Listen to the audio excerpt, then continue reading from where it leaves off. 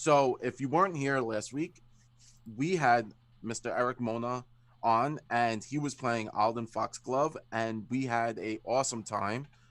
The party, the heroes of Sandpoint, as they have become known now, got to show them around.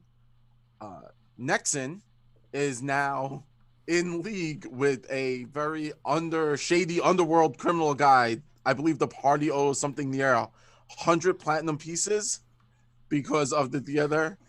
Uh, so that encounter was enjoyable. After that, the party continued. Uh, Cass was asked, "Hey, the Father Zantus needs a little hand. Can you come by?" And Cass was like, "Yeah, don't worry about it. I'll see you there. Don't worry about it." The party also got to see a few of the local townsfolk came by, and obviously gave them a little hero worship. Now, which one of you got the little stick, a little doll? I think it was Nexen, right? You got a little doll. Someone got a Yes. Yeah. little girl gave you a little doll. That was pretty awesome. Everyone got bread. I'm pretty sure that got gobbled up very quickly. And the party then walked out with Alden, went on a boar hunt, and the boar hunt went very poorly, very quickly as it crit two players just out the gate. Krut went down.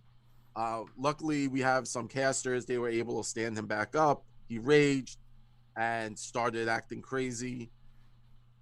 Finally, finishing the boar, taking it back to the Rusty Dragon, Amico, and Bethana, started butchering it, setting it up for Carla and the heroes to enjoy. Alden Foxglove bid adieu to everyone and is heading off to, I believe, Magnamar. Uh, Additionally, if you're joining us, you probably notice Becca isn't here, and Rain, her moose person, is not here. Sad, but they'll be back next week, so don't worry about it. Rain has a tummy ache. That's my excuse for this one. Um, she ate the blueberry by accident. Um, don't eat the blueberry. Uh, so with that, we will pick up with the feasting of the boar. Nexen, the hide has been wrapped and is in the back, and you're trying to. I guess the best thing is, how am I gonna get this to my shop to at least a tanner? Yeah. Uh. Hey. Krut, do you mind coming and giving me a hand with something? Yeah, I can do that. Great, great. And I will go to. I did not write down her name. The head cook who had Uh, helped store yes, Bethana. Bethana. Thank you. Mm-hmm. And she's just a little elderly halfling woman, and very politely, kind of points to it as you go to the back. She kind of realizes why you're coming there, and she kind of just points that it's been sitting, um, on the floor. You guys did struggle to like get it up onto like a small shelf and out the way, and it's clearly obviously you're like and she's like, yeah, it's over there. Yeah, if you don't mind giving me a hand with this is a little bit too big for me. Alright. Just pick it up with ease, I assume. Yeah, it's a lot of hide because remember the boar was something like 7 feet long. Yeah. So and it was not a baby boar, which was the caveat. It was a big adult boar. Yes, it was an adult boar, so don't worry about it. So you can grab that and easily just carry it around wherever you want. And Bethana like stops you as you're kind of like taking everything. She's like, don't please come back as soon as possible. The food should be ready in a few moments. You don't want to miss out on that. Yes. It sounds like Oh. food. Oh, yes, we will be right back. Okay, just and she kind of like points at the oven, and you could tell that there's like different pots and pans on, and then they're going, and she's like, you know, with the wooden spoon, she points at it and points to you, and it's the nod of "Don't make me use this." Just by reaction, I just walk straight out the door without thinking where I should be going. Just. And I will be scurrying after Krut. We're headed to the tanner in town. Yes. So, having been in the town for a number of months and weeks at this point, so you understand, you know where the local tannery is. And you're able to get there, not a problem.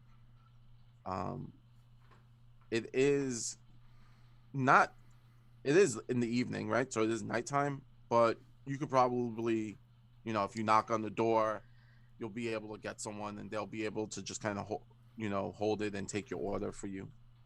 Okay. Yeah, I'll do that and just kind of ask them to tan the hide, and however much that's going to be. So as the Sandpoint Theater does frequently use the tannery, you have a standing 25% discount, because they do use a lot of textiles and stuff. Fantastic. Well, yeah. I don't have a whole lot of time, but we'll just let me know when it's going to be ready, and I'll come back and pay for it then. Not a problem, Nexen. I'm glad you stopped by, and I'll get right to that. Now it'll probably take a few days for that to get finished. Oh, sure. Not a rush. You know, everything takes its time. Not a problem. And the gentleman behind the counter kind of writes you up a receipt. It's just like a little piece of paper, and it just says, you know, Nexen, Boarhide, you know, return 3 days, and he gives it to you. Cool. I'll take it and turn to Krut. Well, I think we should hurry back so you can get some of that food. Carla and Michael, or Cass and Malvolo and Collodi, are at the tavern. Everyone's kind of, you know, enjoying themselves. Beer is being brought frequently. As did Alden did leave. He bid everyone adieu. So it's a sweet, sad moment. And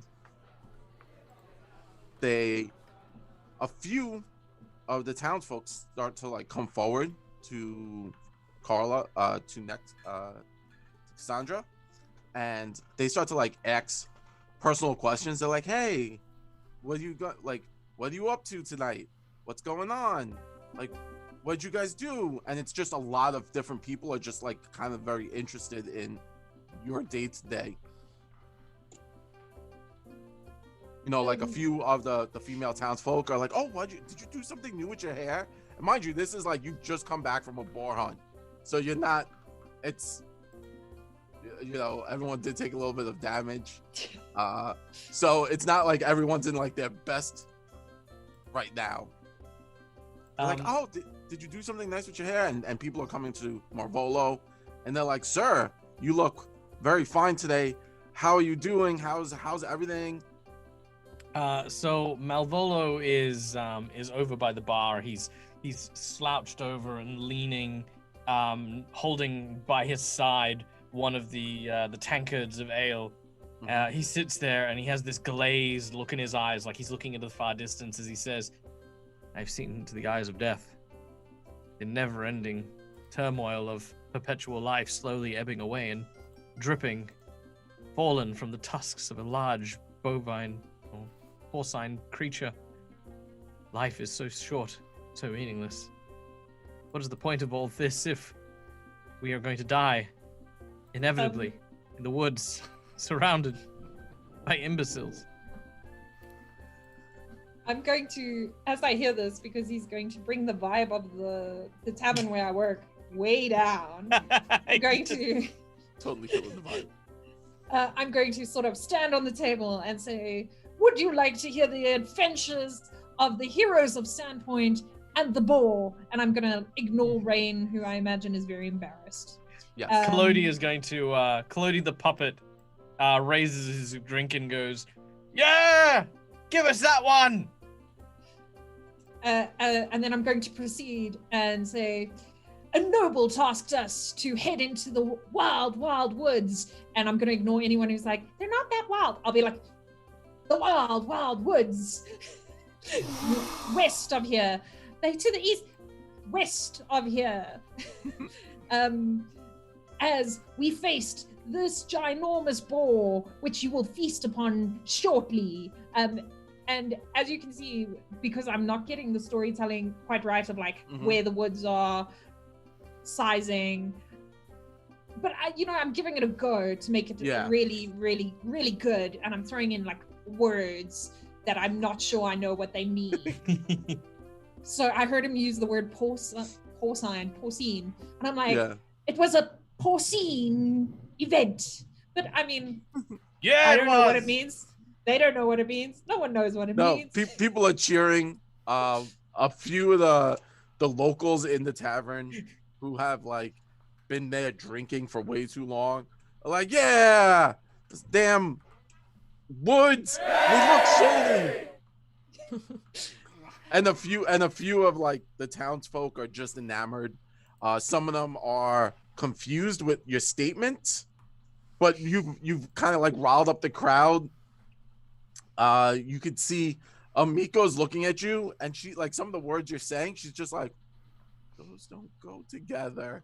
And she's like shrugging her shoulders as the crowds are enjoying this conversation and your lively performance, but anyone with like higher than like a second grade education is just like, what? How is she stringing these words together? But meaning Collodi loves it. Yeah, but a good thing for you is a lot of people in the town are just farmhands and dock workers, so most of them have general knowledge, just not a massive diction. So they're all having fun, really enjoying this. And Malvolo, the gentleman you were sitting next to, telling them about how you saw into the abyss, into the darkness, kind of slaps you on the back with this big, meaty, like, hand. And it's like, I get what you mean. She's like that to me, too. I drop my mug across the table and it lands on the other side. He looks, despondent at the fact it's like landed over the other.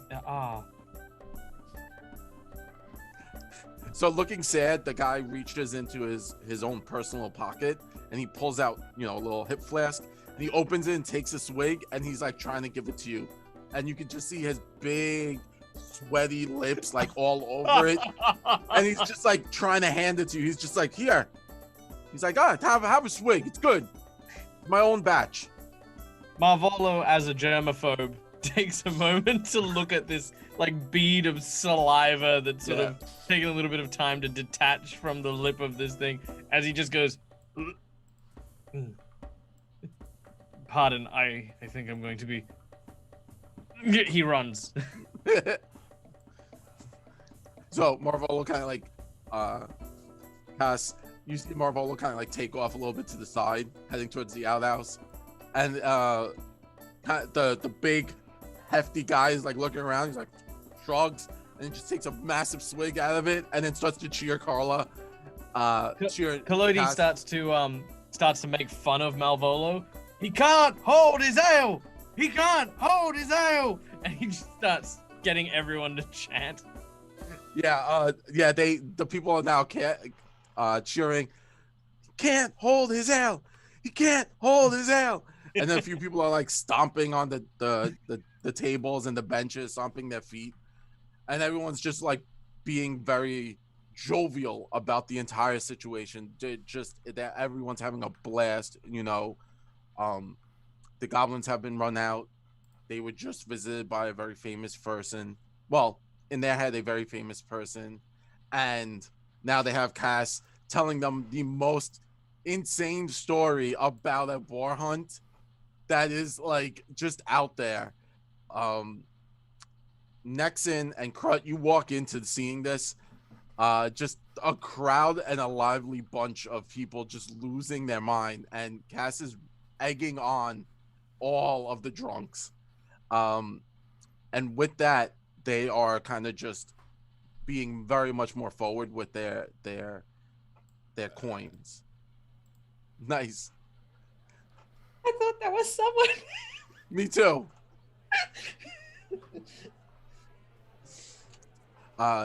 So everyone kind of, you walk into seeing all this Nexen and Krut. Alright, I immediately kind of Cusco my way in by kicking the door. And it's like, and then have my nose guide the scent from where the food is.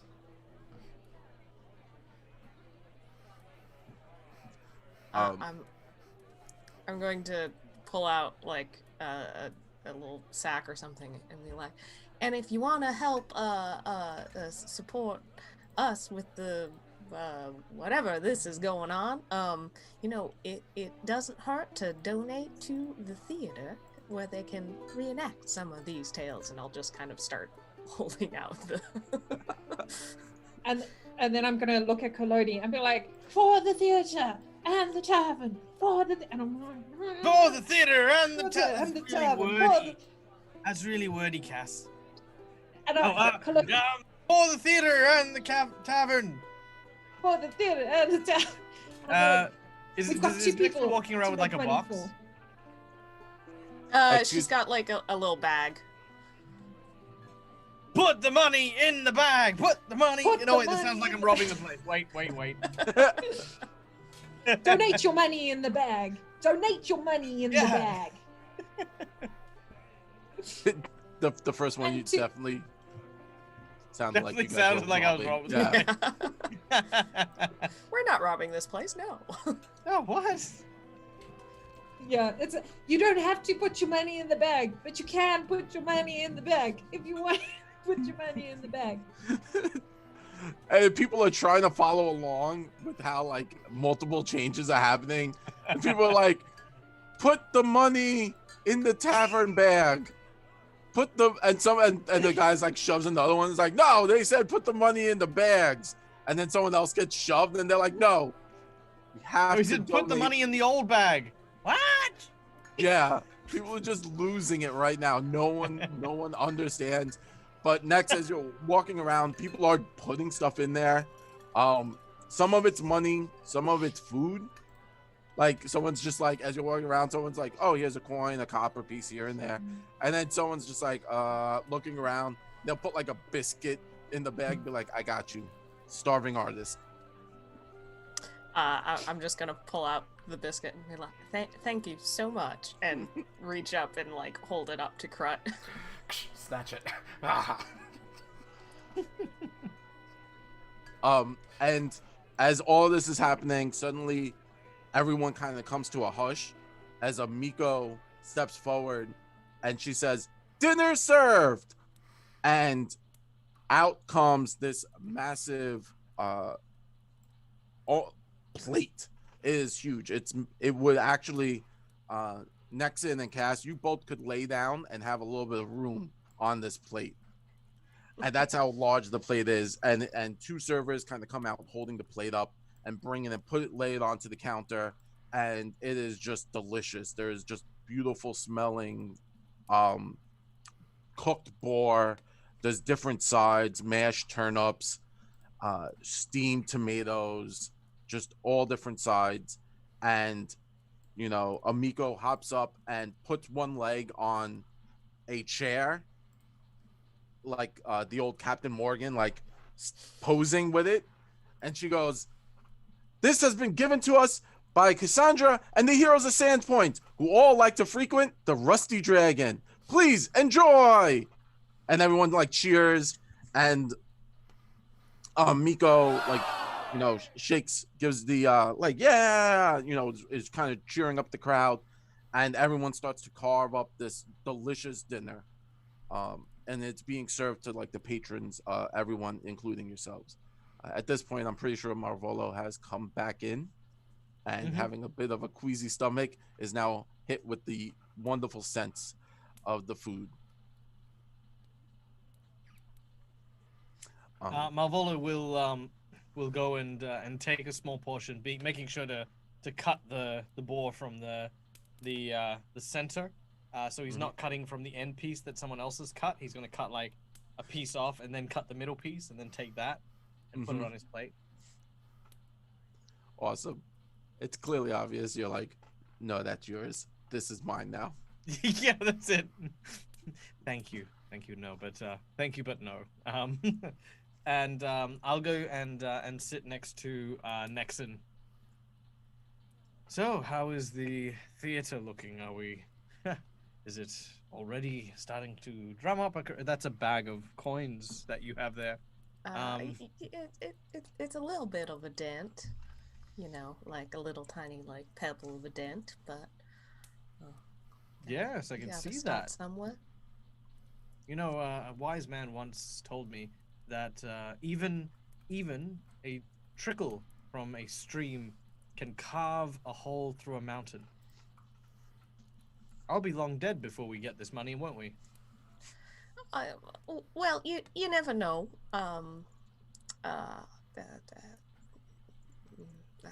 Saints be praised. Possibly. I swear that. Why? I have to ask you, Nexen. You are by far one of the most talented craftspeople in this hovel of a town, and even before we, arrived. Why would you put your neck out for a man like Psydark Drokus? The man's a buffoon. Well, just seemed like I was there and trying to do the right thing, trying to help out my fellow folks, as well as, if the theater's gone, that takes away a good chunk of my business, so looking out for myself, I guess, as well. With the kind of money saving that business work might have been, you might have opened your own haberdashery. Oh, that's true. Although I'm not the best with the front of house, my brother did make a point of letting me know that on a regular basis. No, Rain's also a little bit, let's say, blind, deaf, and dumb to matters of business. In fact, if it wasn't for my father and how he managed our family business, I doubt I would have picked up much. They didn't really respect what I ended up doing, so I was always on the counter. So learned to picked up a few things. Well, it is certainly good to have those skills, but I do like what you do. And I'm gonna pull out 2 of the hooves and be like, I don't know if you want these for anything, but I do have a bunch of hooves. There's a costume I've been meaning to make for Collodi. Yeah, these would come in handy. Thank you, Nexen. Yeah. He takes the horse hooves and will put them to one side.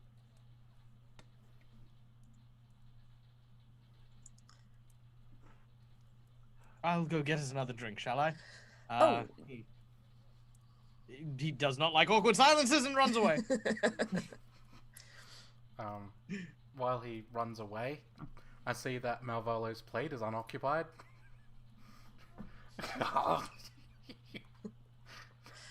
Fighters keepers. The Nexen Krut kind of just, came right up and just down Malvolo's plate right next to you. I do think that was somebody else's food. You didn't say anything. But I did. Yeah, you did too. That's all right. Oh well, I tried. Oh, poor Malvolo.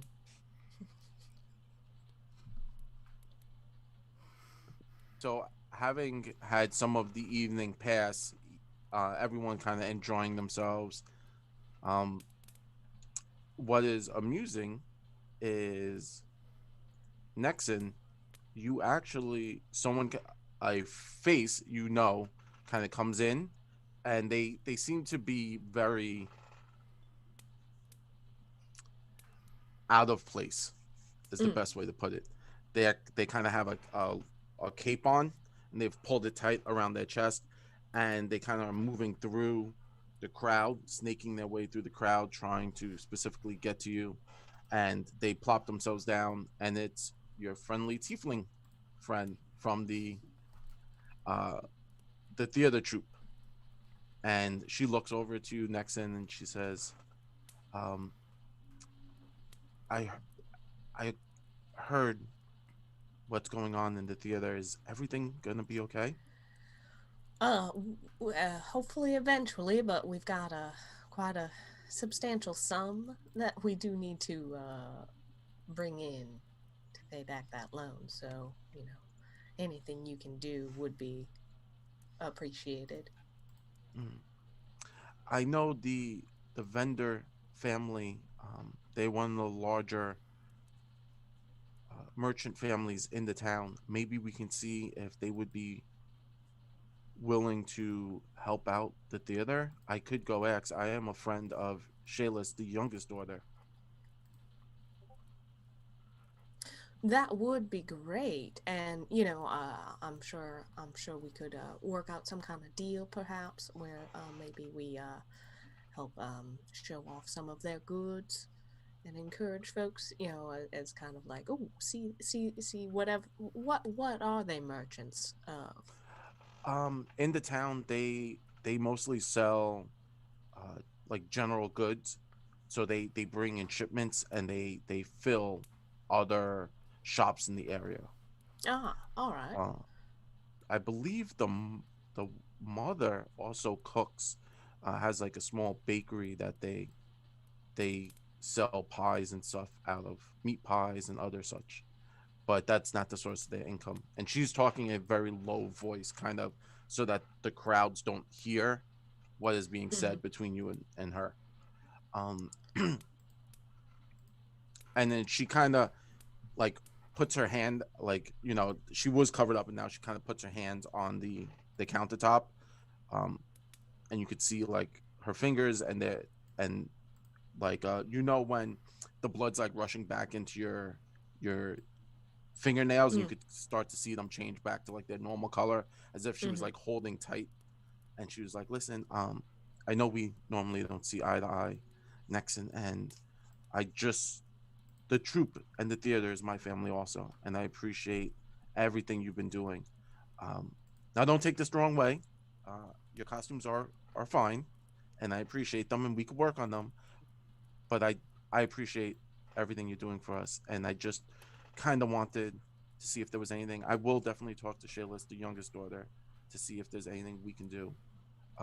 Maybe I could get maybe I could see if they can have us to dinner one night, myself, you, uh, some of your friends here. And then she kind of looks at them. She's like, obviously you would have to uh, get them dressed for the evening, as that. Oh, I could definitely do that. I have a few thoughts already. But yeah. Is everything else all right, or are you just nervous about the theater? I'm just very concerned about the theater. I would rather not go back to traveling. I've kind of set up a good life here, and she like, as she says that, you kind of see that she kind of like, her eyes flicker to another side of the room, and you see like a young farmhand boy is standing there waiting, nervously and sheepishly by the door, and he's clearly with her, but he kind of came in later, like she came in first, and um Oh, I see how it is. Yes. Thinking about settling down then? yes, it's hard for someone like myself to find. And as she says that, she kind of like touches her brow where her horn is, as she is a tiefling, to find people who can look and see myself. Mm. Well, yeah. Well, I certainly hope that we can keep things so you won't have to go back to traveling, and I can keep making my marvelous costumes. Yes, they are costumes, and I appreciate everything. And then she reaches into her pouch and she slides a coin, a gold piece, and she's like, I hope this can help all of us. I will put it into, and I slide it into the bag that I've been keeping the donations in. I was like, yep, it's every little trickle counts. Thank you, thank you. I will leave you to your evening and to your friends here. Have a good day or good night. And she kind of stands up and quickly like rushes to the farmhand, and then she's kind of like, obviously her demeanor changes and she's a little bit more like rough around with him, and she's like, here, hold this, and then she gives him like a purse, and then they kind of like shuffle out the door. Nexen, do me a favor, and if you could roll 2d8. Yes. This is just going to be how many silver pieces you found, So or that was donated. Nice. Right. So that's 10 silver pieces plus the gold coin. Okay.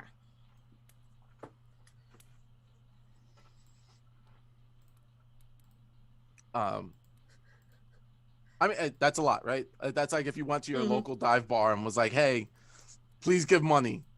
And, on a Friday night, you might make a few bucks. And that's kind of what you did here. And it worked out really well. So unless anyone has any pressing matters, I feel that we can all take a long rest for the evening and get our hit points back, spell slots back. That boar fight was pretty rough. Unless, Kasaundra, you wish to go to the church, but that can wait till tomorrow morning if you wish. Yeah, I'm going to just throughout the night, I'm just gonna sit with the other heroes of Sandpoint and just casually be like, we love it here, right? Everyone loves it here. And just remind everyone how nice it is here. So that tomorrow when we go to the church, if anything happens, we want to stay here, right? Malvolo has a very trepidatious look about him as she says that. Like he sort of smiles and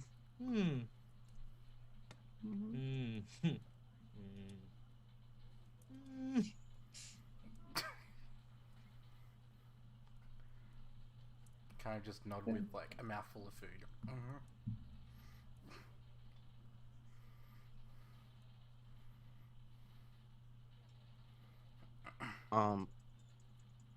Then I believe the evening will pass with no interruption.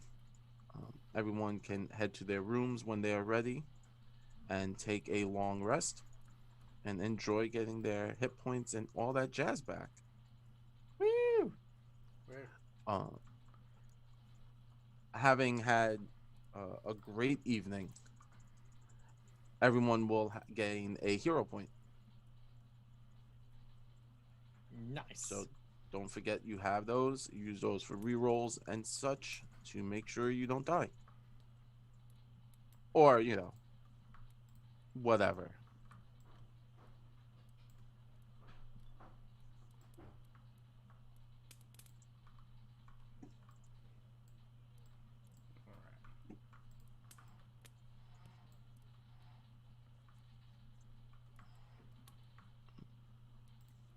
Why, Fantasy Grounds is being a little glitchy for me. It happens. It is running through multiple. It's running through me, then through Australia, South Africa. It's every which way.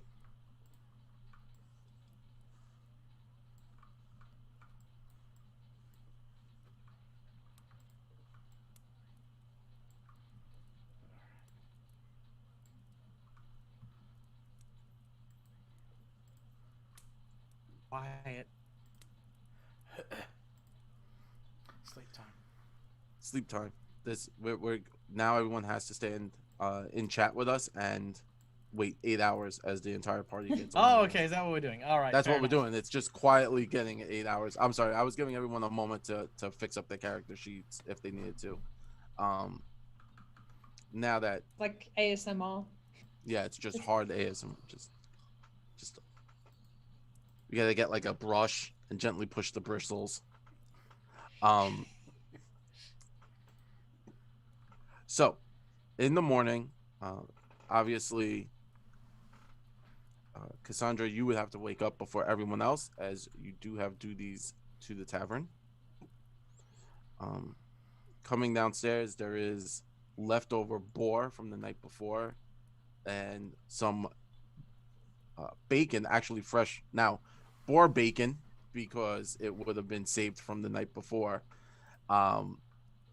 And you can see Hannah in the back room is kind of like working on one of those meat grinders, as she's kind of making sausage patties from the extra boar bits, the bits that wouldn't be used for eating. She's going to turn them into sausage. This has now become Sweeney Todd, and you guys are going to have to start murdering people. Make people pies. No, so that's, and, you know, looking around the tavern, it was never a dive, but this has definitely been a party. So there's like a few people passed out underneath the tables. There is, it looks like someone had decided to use one of the walls as a dartboard, and instead of throwing darts, they were throwing daggers and knives, and now they're just knives like standing out the side of the wall, just, you know, jammed into the wall. Someone has carved a vulgarity into one of the tables, and there are just tankards laying strewn about the place. Bethana is more concerned about breakfast and food than she is about the way that the rest of the place looks. And you kind of come down and you see this mess. There's snoring people downstairs, and like I said, Amiko runs this tavern very well and safely, but you're here to add a little bit more jazz and flair. Yeah, I'm going to, like, you know, like do that kind of whistle past, like, whoo, whoo, whoo. Guys, I can't whistle. Casually past Bethana, and then I'm gonna run and like try and pull the knives out and like just try and, because I'm like, Miko mustn't see this. And then I'll full blown, like, if I can't get the knives out, like use them as like climbing hooks, and then put my feet up against and be like, and then pull them out. If I can't get them out, I'm gonna try and arrange them. Like if the holes are bad in the wall, I'm gonna arrange them decoratively and make it an artwork. And then the vulgarity, I'm just gonna put like a table mat, like a placemat or something over it. And I'm like, I must get Nexen. I need Nexen. I'll be back. And then I'm gonna go run and see if I can get Nexen to come cast mending. Sure. Yeah, yeah. you find Nexen kind of coming down the stairs, and she'll definitely come and cast mending. Please help me. Yeah. What is it? That needs some fixing. Someone wrote, and then I'm gonna whisper the word to you. Oh, all right. Okay. Yeah, I didn't even know someone's mother could do that. Yeah.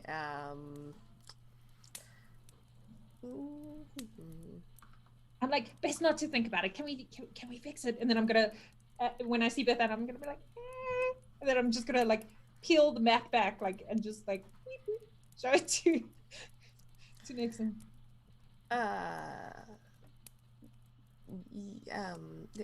I suppose I can do this. It's not the easiest thing, but I will cast mending on it. Take 10 minutes and kind of like tying string around it as I'm going and whispering. as I'm tying the strings. Thank you. And then I'm gonna carry on cleaning, and every time I come past, I'm gonna just like sort of look at it as the words are slow, like letter by letter. Thank you. As Nexen, you're doing the magical energies are pouring out of you and working their ways into mending this cast. As you're kind of running around, being frantic, the front door of the tavern swings open, and standing in is a very young, frazzled woman. Her hair is kind of a mess, and she like does that like hard look around, and she kind of runs in and seeing you, Cass, she runs up to you and she's like, "We have to go," and then she kind of like faints a little bit. What is she a human woman? Or? She's a human woman. She's about 14, between that. You're never 100% sure, all those humans. And they're about 12. She's between like 12 and 14, fairly young. She is wearing a like altar server outfit from the temple, and she kind of like faints a little bit, and she looks like she's frazzled, like as if she's like very pale. She has like mousy blonde hair, and it looks like she didn't comb it, or it was kind of combed, and then as she was running, there are like twigs and branches in it, and she kind of like ran through some brush to make her way here as fast as possible. I'm gonna like try half catch her as she and I'm gonna say to the temple. Yeah, and then she's kind of heaving, her chest is heaving. She's, "Yeah, I can't find Father Zantus. He was there yesterday, and now I don't know where he is, and we got mass soon."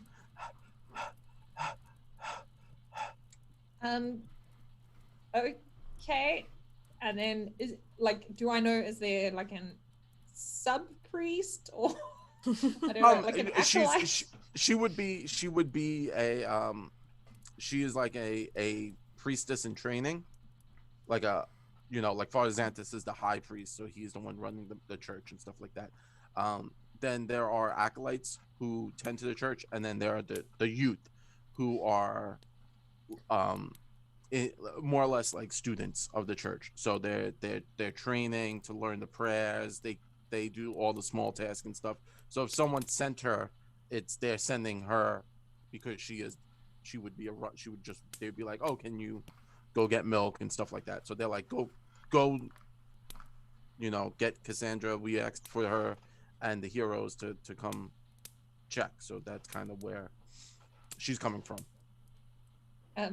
Okay, I'm going to try and seat her on a chair, and then I'm going to ask Hannah, not Beth Anna. Beth Anna's the boss. I'm going to ask Hannah to give her like some milk or something. And I said, all right, let me just get the rest of the heroes of Sandpoint, which seems like I see more awkward saying it now in the bright morning light as we look at it. And then I'm gonna go get Krut and Malvolo and Collodi, and then I'm gonna, as I pass Nexen, I'm gonna tell her what happened and point out the goal.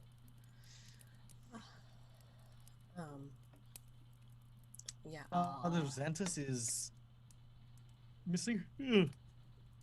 Okay, well, let me know what the police think. And then I'm gonna. Is Collodi in the room? Yeah, he's in the room. I'm gonna, because it's a rush, I'm gonna turn to Collodi and I'm gonna just point at him, and I'm gonna start gesturing, and then I'm gonna remember that Collodi's really bad at understanding gestures because we nearly killed those other people. Oh. Yeah, don't worry about it. I got this. And then I'm gonna be like, okay, don't worry, we'll meet you there. Okay. I got and then this. I'm gonna go get Krut. Yeah. Looking worriedly.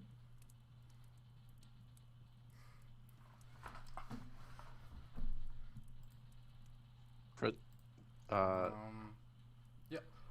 Yeah. I immediately walk outside and probably check out the other guards Mm-hmm.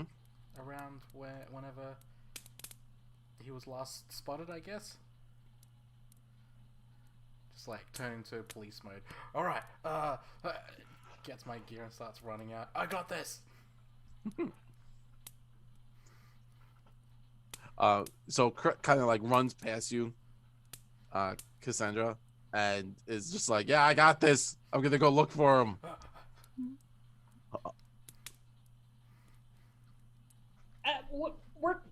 We're coming too. We'll meet you there. And then I'm gonna go back for Nexen and the girl. Yeah, I'll kind of be trying to like help her up and be like, we'll find him. I'm sure he hasn't just disappeared into thin air. And she's like now kind of like straightening her hair, trying to like straighten it back down, and she's looking around. She's like, "Oh, good. I don't know who would run mass today without him. Oh man, that would be a mess."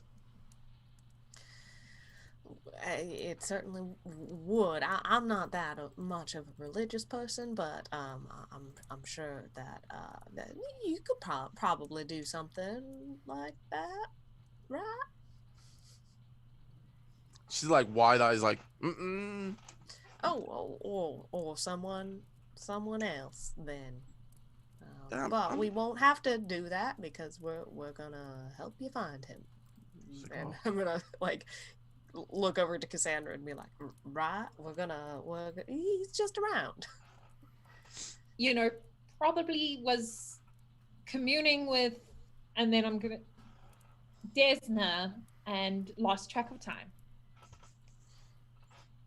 And she's like nodding. She's like, "Yeah, I could see that." She's like, "Sometimes that happens to me. I just start to think about things, and then I see something pretty, and I think about other things, and then like, I like kittens. And kittens are adorable, and then like, I'm supposed to be in prayer, but I'm like, wouldn't it be adorable if there was a kitten with butterfly wings? That would be adorable." That, you know what? That would be adorable. And you can think about kittens while we go and find Father Zantus. And so she's like, "Okay," and she kind of like drinks the rest of her milk, and then hops off the bar stool that she was sitting on, and she's like, are you guys ready?" And she's like looking around. She goes, "Where did the big one go?" They're gonna meet us there. "Oh, okay." She's like, "I like him. He's funny." And then I'm gonna turn to Nexen and I'm gonna say, Krut's on his way. And then I say, I left Collodi to get Malvolo, so unsure. And Ranne seemed ill.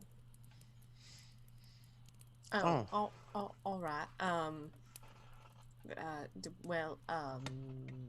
So at this point, running out of the tavern is Collodi, who has what appears to be a large pillowcase.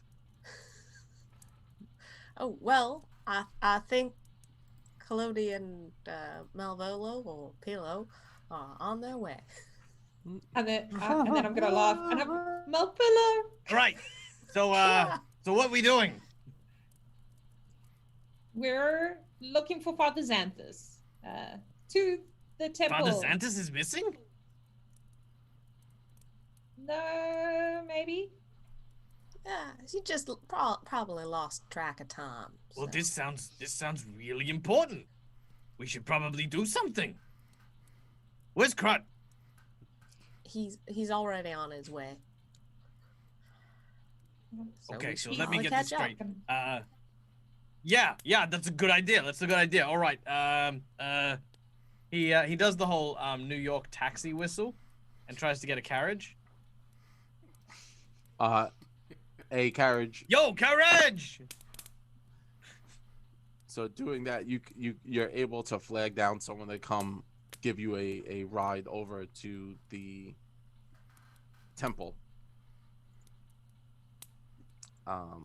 which isn't really that far. It's, fairly close, but a carriage ride is fine. The driver kind of stops and is like, how many? 4.5.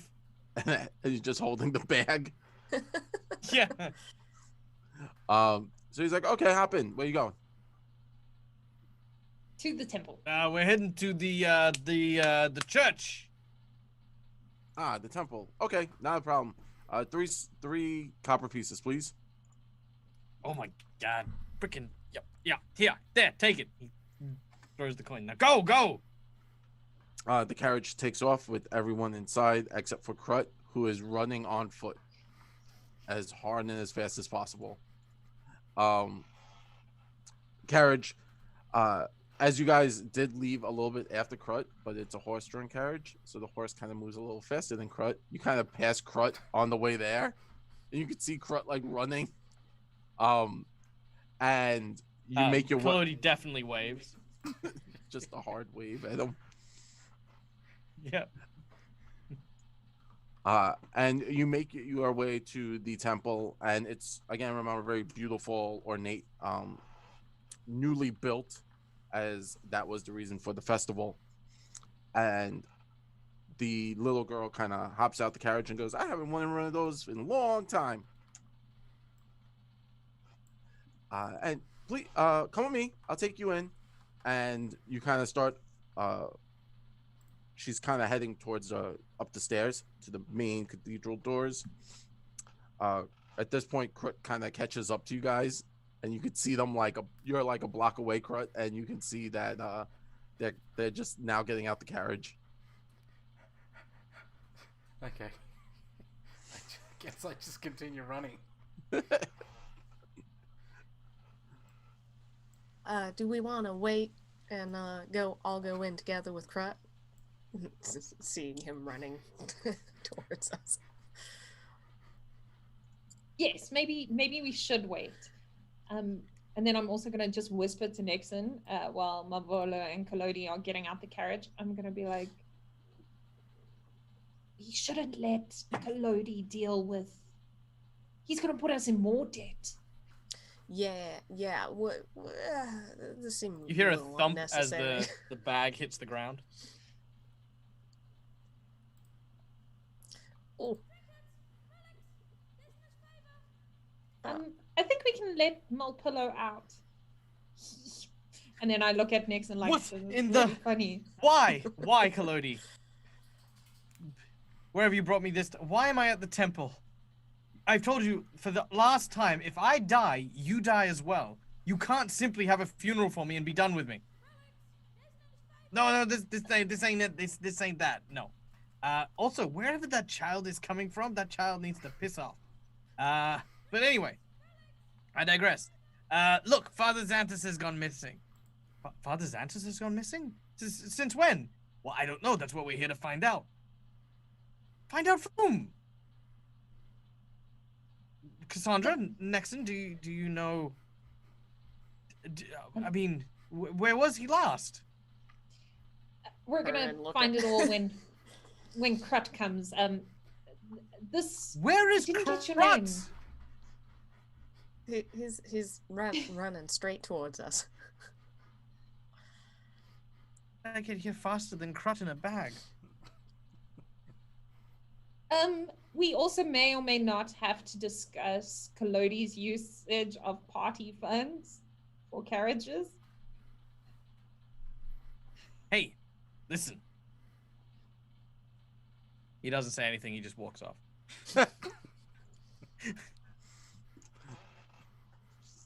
So the little girl's kind of waiting at the top of the stairs and is like, you guys coming? Just waiting for him. Alright, I'll rock up. Alright. Let's go. Yes, making- indeed. So the little girl kind of pushes open. So there are these grandiose oaken doors, huge. They're about 8 feet tall, 8 Yeah, 8 to 9 feet tall. And then when you were at the festival, they were open, completely open. As she goes in, she actually unhinges a smaller door that was cut into the larger doors, and that's the kind of the generic way in that the crowds would use for mass. The They kind of only open the large doors for large ceremonies and stuff like that.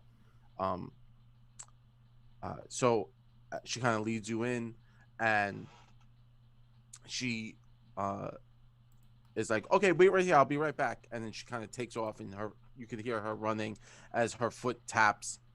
Each step kind of makes those tap sounds on the cobblestone flooring. Inside the temple, there are big murals to the new gods. Well, for yourselves, they would be the new gods.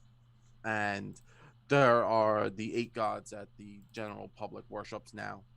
And at the very back is a very beautiful mural to Desna. And she kind of takes off into the back of the room.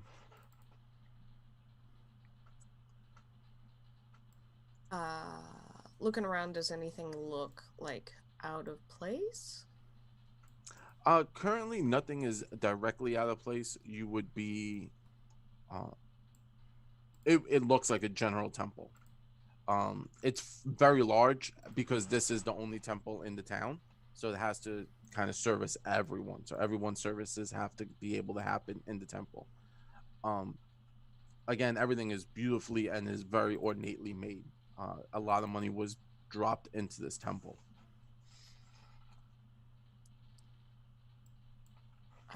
Well, should we follow after her? And I'll start towards where the little girl disappeared. Yeah, I'm gonna keep up with Nexen. I'm gonna be like, maybe that's the private temple space, and we shouldn't go there, should we? Collodi stops for a moment. Wait. Sorry, I do apologize. I'm a little discombobulated after being dragged across town in a bag. The little child has told us that Father Zantus is missing. Why are we following this child? Because so I was also Father Zantus wanted to see me yesterday, and then we went on the boar hunt, and now he's gone.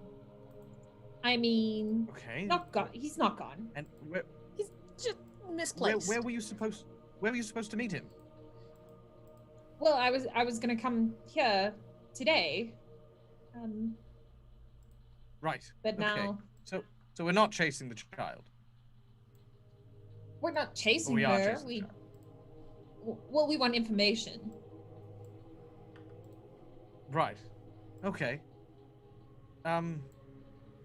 Perhaps someone who perhaps last saw Father Zantus. Why don't you check inside, and me and Collodi we'll maybe go with Krut with some of his authority. Maybe ask around some of the neighboring shops and vistas and see if they saw Father Zantus. Well, if two birds, she one tells stone, us, perhaps. Maybe we wait till she tells us where they last saw him, and then sort of spread out there. But why is she luring us into the back room? That does not sound safe. Small child luring us, back room.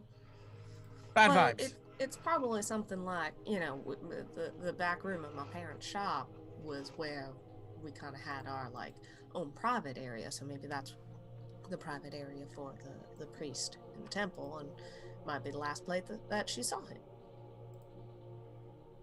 And we have Malvolo has this kind of... Malvolo has this nervous and very suspicious look about it, and he's like... he definitely doesn't want to go in. Collodi sort of smacks him in the back. Come on, quit being a wuss. Hurry up.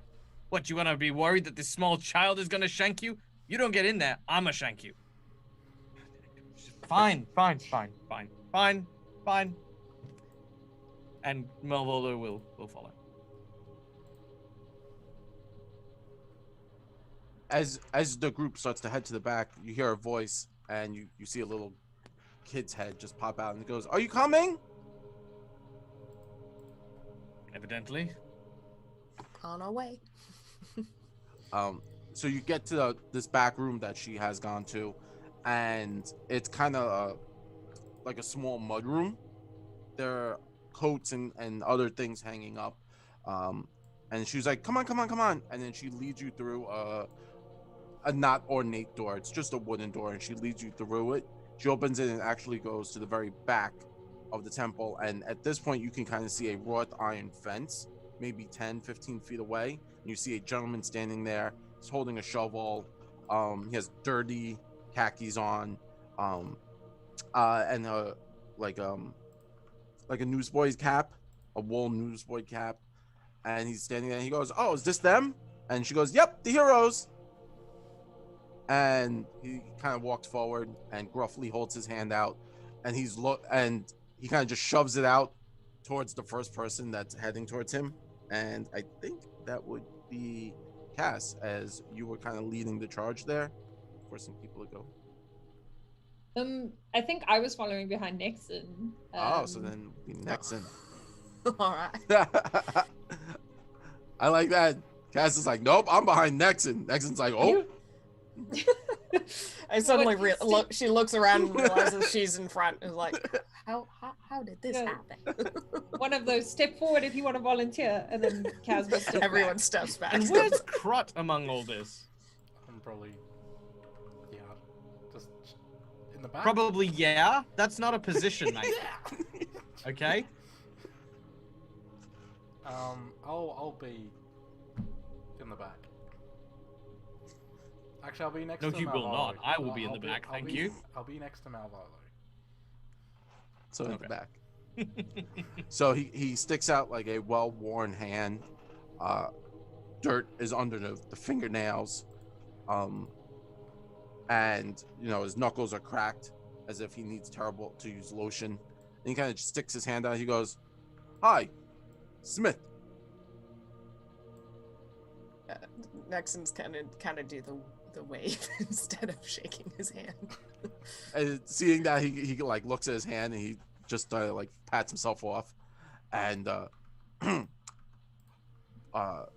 so I don't know if the little one's told you anything, but Father Zantus is mixing. Yes, she did say that. Were you the last one who saw him? Was that the last one to see him? Probably. We were out here yesterday, maybe mid-afternoon, and he said he saw what looked like there was a lot of foot tracks going through the graveyard back here. He asked me to come out and look with him, and I did see a lot of foot traffic going around, and that's fairly odd, as this is a fairly old cemetery. It hasn't been really used since the fire.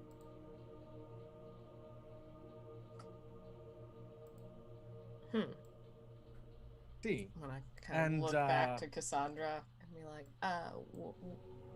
were you supposed to meet him in the cemetery, or? Yeah, did he mention anything about wanting to see me? Kasaundra? Oh, yeah. Yes. So he did say he wanted to bring in some outside help. Something about they were small footprints, like childlike footprints. So he thought maybe that this might have been like a trail where the goblins that attacked kind of ran through. So he was thinking they weren't large footprints, that man-sized footprints. They were small footprints, and he was a little concerned that maybe there were some goblins making a mess around here.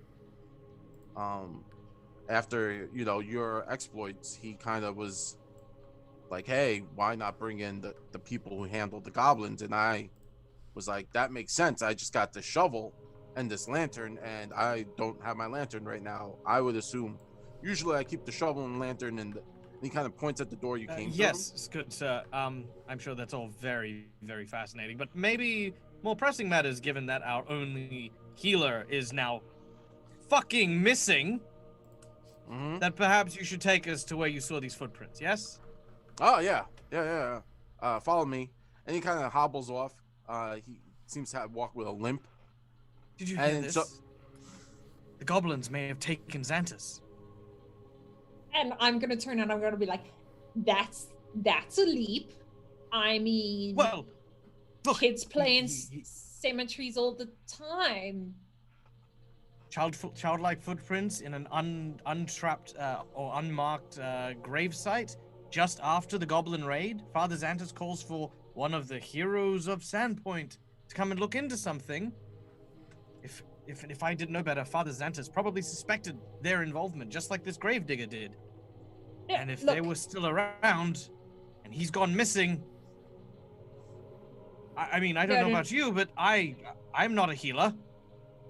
look, if he was worried about goblins, he would have called for Krut. Well, you were quite mighty during the fight of the goblins yourself. I mean, just saying. Thank you. You're welcome. But look, I'm more worried because where am I supposed to get my hand sanitizer with the priest out of commission? Oh, and then I'm gonna reach into my pants, my performer pants, and I'm gonna pull out like a little baggie, like a little satchel, because I actually have root magic as my background. So Awesome. I'll give that to you, and I'll be like, here, this will provide you with luck and sanitization. And I'm gonna give it to you. You kept that in your pants. In my pant pocket, not like in my pants. That's not what I heard.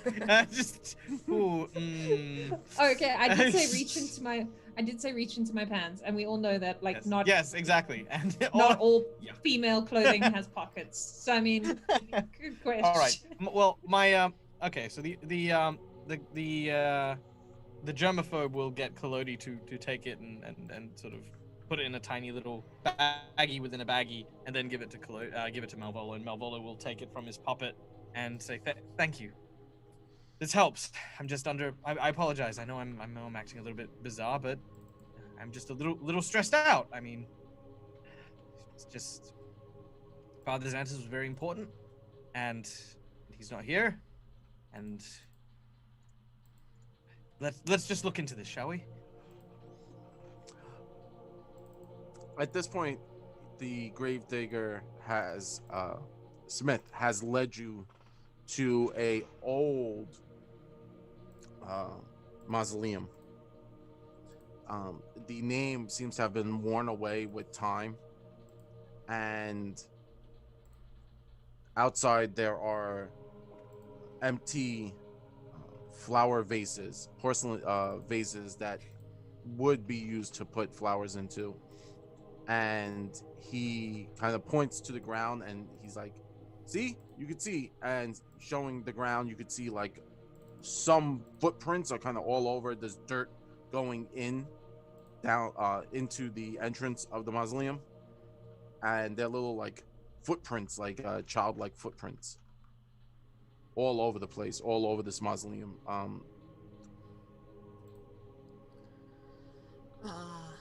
Can I take a look at the footprints and try and see, like, are they look like shoes or like what feet?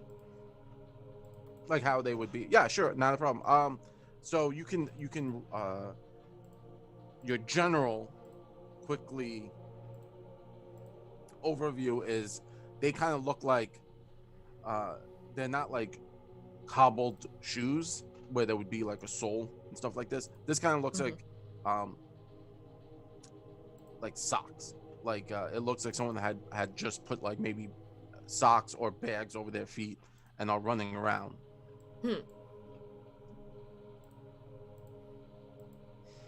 If you want to do a deeper investigation, you can use your crafting, because you have a craft skill that would align with this, where you're kind of looking specifically on like how everything is made. All right. do that. Awesome. So that's actually really high. That's really good. So as you look, you do actually now start to see that there are cobbled shoes prints going in, but one set goes down, and those are the freshest ones. So you would assume that's Father Zantus. Well, whatever little things were running around had just bag feet, but I think Father Zantus came this way. Well, Krut, yes. maybe you should go in first. That's a good idea. Krut approves. Mm-hmm. All right, you can do it, Krut. I believe that you are capable of this. Here, it's dangerous to go alone. Take this. He hands you a small torch. Thank The you. torch is one of Collodi's arms. Hey! He takes his arm back and puts it back on, shakes it off. All right, fine, I'll go with him. Alright. Come on, Krut. Punches you in the elbow. Because you're too tall. I punch him back in the elbow. His elbow falls off. Alright, I guess both Collodi and I will proceed and take the lead. Sure. Heading down, you step around, and the gravedigger's kind of standing to the side, and he's just like, I see everyone's got this. And you can see he's kind of unnerved and a little concerned by just being here. It kind of like gives him the heebie-jeebies. And he's just like, don't make a mess down there. This is where we entomb the past head priest who have long passed. So just with reverence, please. Of course. Thank you. Just keep an eye out for the Mr. Zantus, Father Zantus. Be safe. And he's kind of like stepping to the side and allowing everyone to go forward.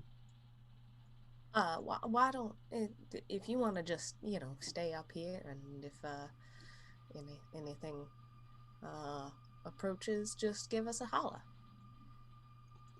That sounds like a great plan. And he kind of just like holds his like shovel close to his chest, and he's like, Good plan. I'll stay here for backup in case of anything. All right. Shall we? We shall. So heading down into the tombs and into the crypts, it's very dry, and in there, you head down. The light from the outside starts to wane as you make your way into a crumbling tomb area. Clearly not used continuously, but now that you're down there, you can notice that a lot of the dirt that would just have been left on the floor over time seems to have been scattered around. There are a number. There's actually, Krut, as you get down to the very bottom of the steps, you do notice a single torch, an old torch, and it seems to have dropped onto the floor. Further down, as you go in, because I believe you do have dark vision, correct? Yes, I do. Yes. As you kind of scan the room, you notice at the very far end of the corner, near a door that would lead you into probably the larger tombing area, that there is a lantern kind of turned on its side and off. Like, what do you think of this, Collodi?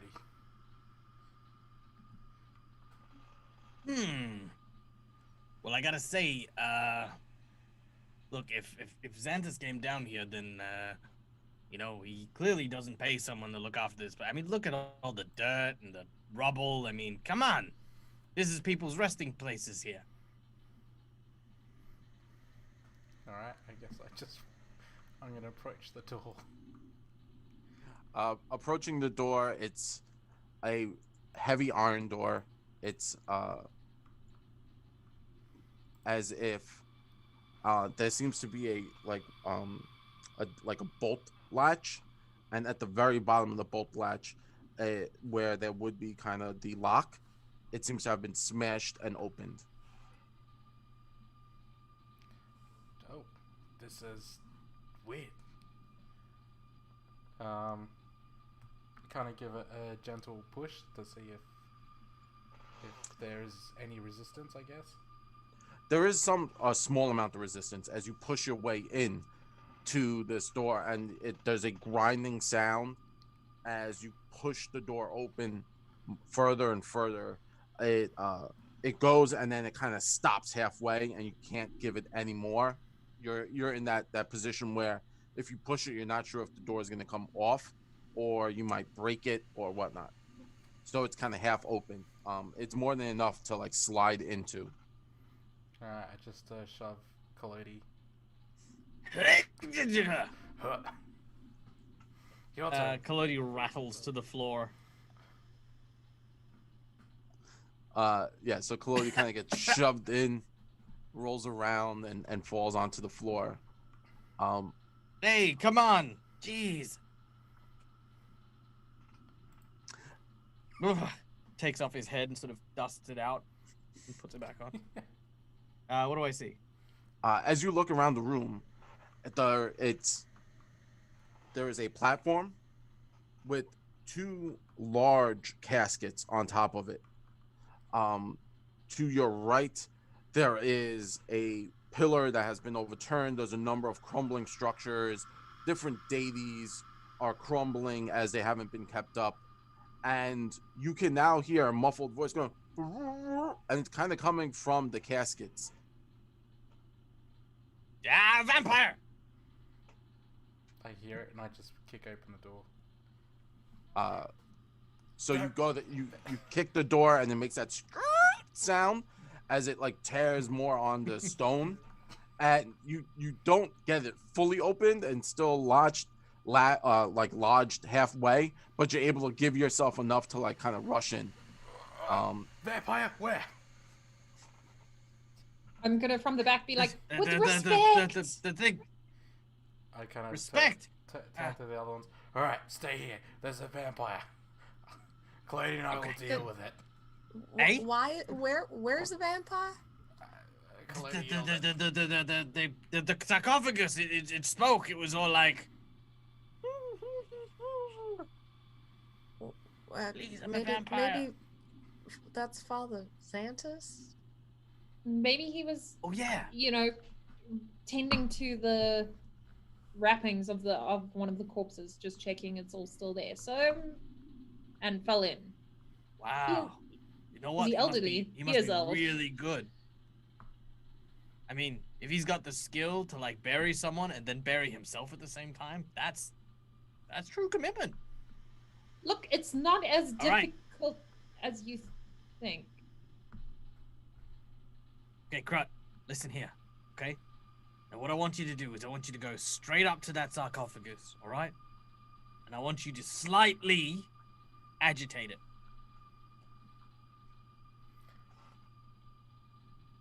Okay. I just run up and All right. just kick it. With respect, I shout as I hear it, I hear noises. A big thud. So If Krut that's not kinda a vampire, it will be, and be very angry. So Krut, you kind of rush up, and as you get up, you can see the sarcophagus is slightly ajar. Maybe Oh no, he transformed the sarcophagus into a jar. Sorry. No, it's fine. It's maybe like you can see that it's not sealed completely, as if this was like rushed to be closed, and they are very heavy, so it does take more than one person to turn and close. As you get closer, you can now make out a small voice going, "Hello?" Hello? and with a questioned, they Krut? Do I recognize this voice? Yeah, it's definitely Father Zantus. You can hear, but he sounds concerned. Father? Yes. I seem to be stuck. Could you give me a hand? Sure. So as you kind of reach into the sarcophagus, now you can kind of like wedge your hand in there and start to kind of pull it back to give it a little bit more space. And remember, Father Zantus is an elderly man. Give me a strength check. Yes, I could do that. Ooh. Okay. Nope.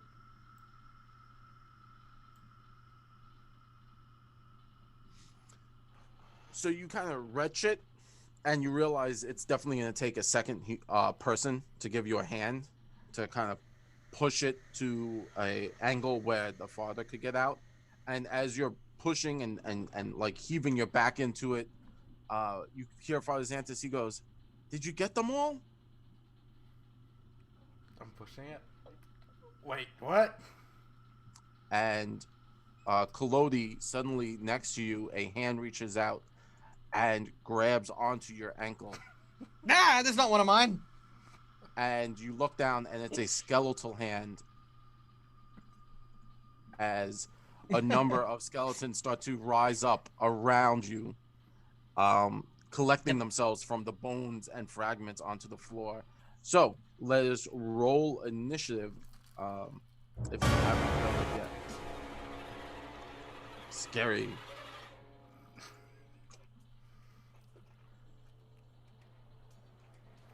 No, you said I can roll with my strength. Yes. So on here, you just go to your character sheet, and where it says initiative, it says MISC. Ah, whoops. You could use that. I don't have anything on my MISC. Can I edit that? That would just be +4, right? Uh-huh. Oh, hell yeah. I've got an initiative of... +10, yeah. Oh. Yeah, way to I do could it. just roll my... Yeah, your perception's pretty high anyway. You should be fine with that.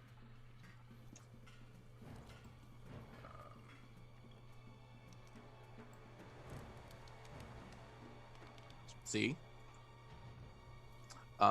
Okay. Krut, you have the initiative. What would Krut like to do? So remember, Father Zantus literally just said you got rid of them, right? And you were like, wait, what? And the zombies kind of popped up. So what would you like to do? Oh, God. Is he still kind of, still half closed? I haven't opened it fully. No, you have not opened it fully. You got it like slightly more open, and you're able to see Father Zantus's face fully. Okay. I will just not. assume he has enough cover to protect himself, so I'm going to immediately react and... Oh god, vampire! I meant skeleton! And then just attack the one closest to me, so... My first action, I'll move. Yep. And my second one, I'll attack him.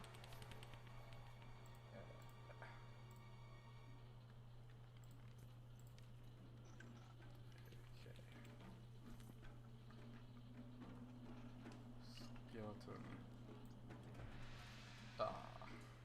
So you swipe at the skeleton, and having to like shimmy in between the caskets, it throws your swing off a little bit, and you swing wide, and the skeleton is able to duck out the way. Okay, I'm just going... Okay. Alright, I'm going to use my last action to maybe take one more swing at him. Yeah. Again, you swing wildly, and you feel that like you need a little bit more room in between those caskets. And Father Zantus is also like, just watch out. So there's a lot coming at you. You're a little overwhelmed right now, but it's okay. We still love you. Alright, that's it. That's all I got. That's fine. Malvolo is your go.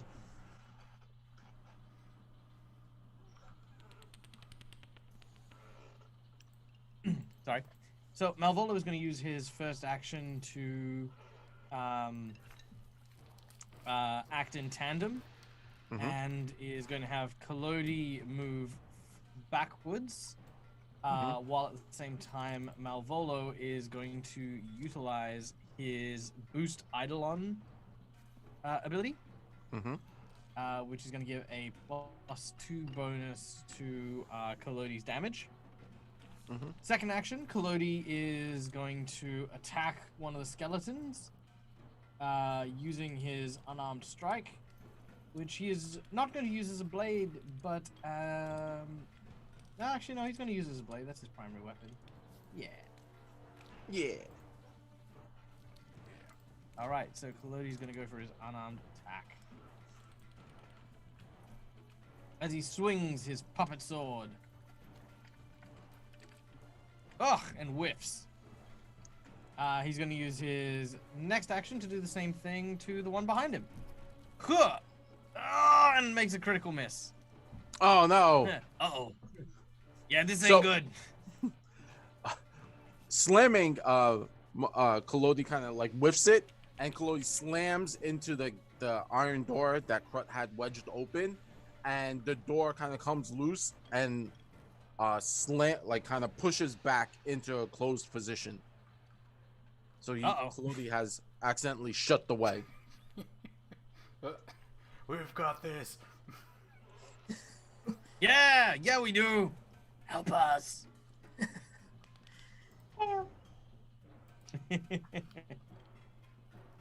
I believe that was 2 actions, right? Because you acted in tandem. 3. So I did 1 action in tandem and then 2 attacks. 2 attacks. Me and Collodi act simultaneously. Yeah. Yes. Now my skelly boy, that guy goes, angry that you have offended being alive in this place of death, is going to lash out at you, Krut, with its skeleton hand. And it's going to hit, Krut. It's going to hit. Ow. And it does 8 points of damage to you, Krut. And it kind of slashes into your face, leaving a gnarly grab. Then it's going to kind of start to attack again with its claw. That time whiffs wildly as you pull your head back, and lastly, that is also not going to make it, as you're now kind of stationing yourself to allow for more distance between you and it, as you kind of wedged yourself in there and you kind of pull back, avoiding it. Nexen, what would you like to do? I'm going to. So the door's closed.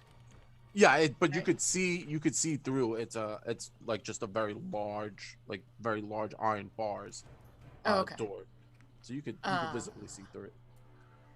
Right. So can I see the skeleton standing next to Collodi? Skeleton Guard Fort. All right. Yep. I'm gonna look at him and say, hold your horses right there as I untie a knot. Cool. And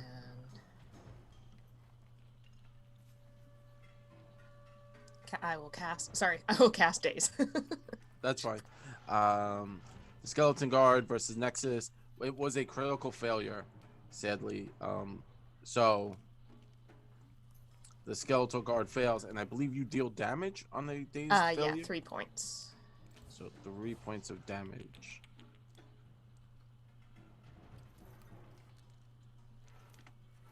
And that, like, the skeleton, you can hear rattling around in its hollow head as you definitely knock something loose.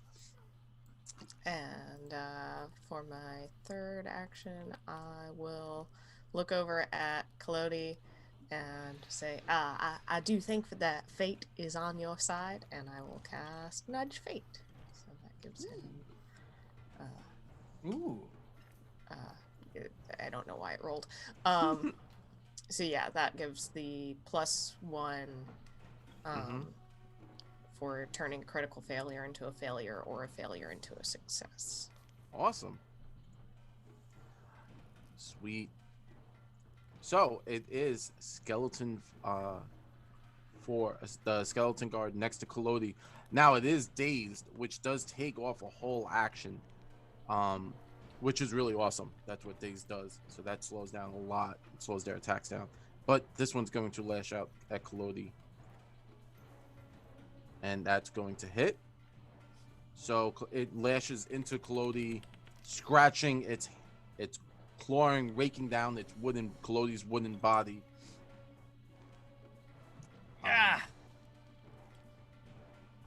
Next up is Cassandra. I'm going to surreptitiously look at Malvolo and Nexen, and I'm gonna look at the skeleton. Like, are they beefy skeletons or are they like Halloween skeletons? Like, they're Halloweeny skeletons. There is no meat on them. They are in tattered clothing and worn armor. Their sickles and their scythes are rusted and almost seem useless. Okay, then I'm going to cast Disrupt Undead on one. Okay, so that's a save. Do I need to put that on somebody?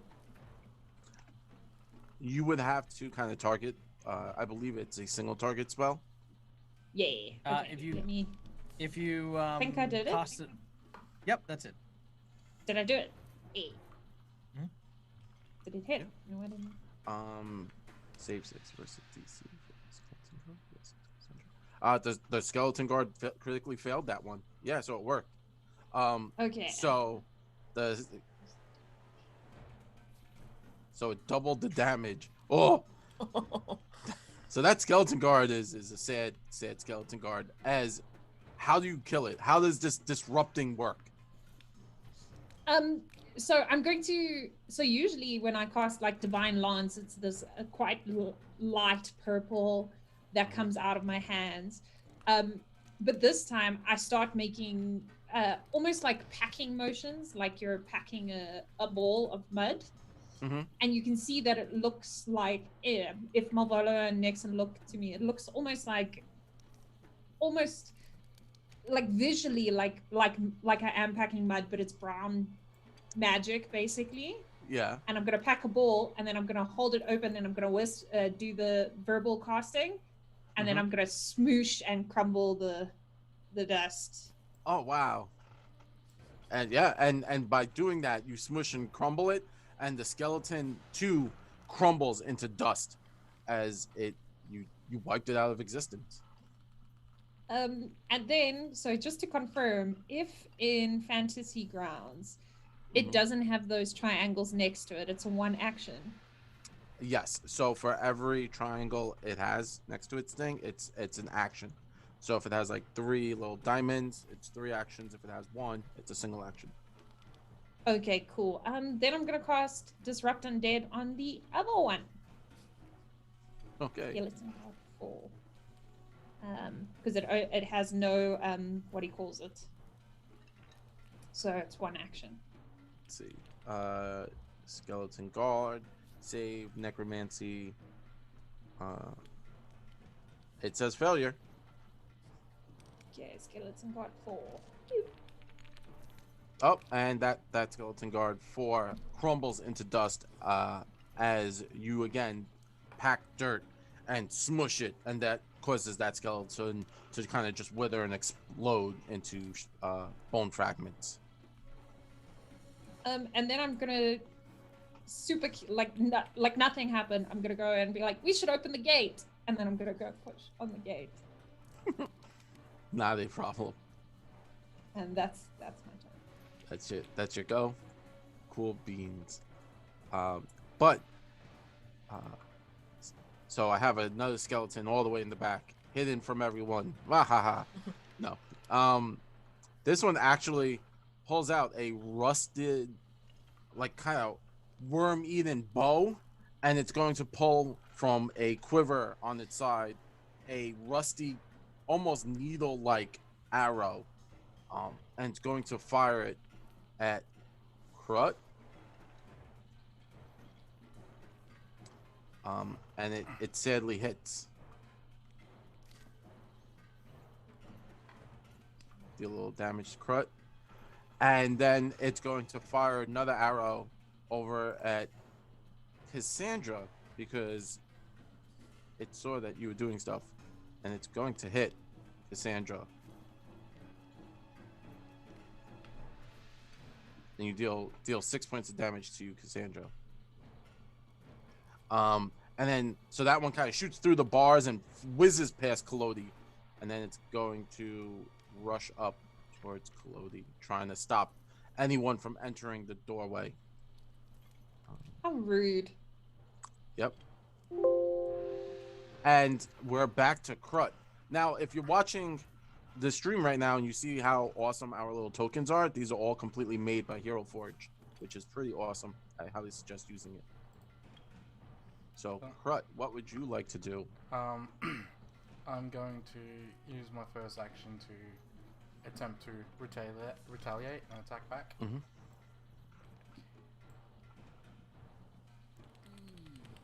Nice, Krut. Smush him.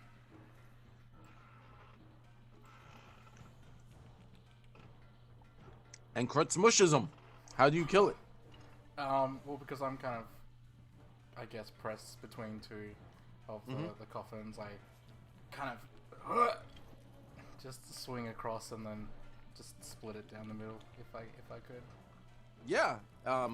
You know, wrenching up, it kind of shatters and creates like a shower of bone and debris over you as you smush this skelly boy. Alright. And I will, guess for my next action,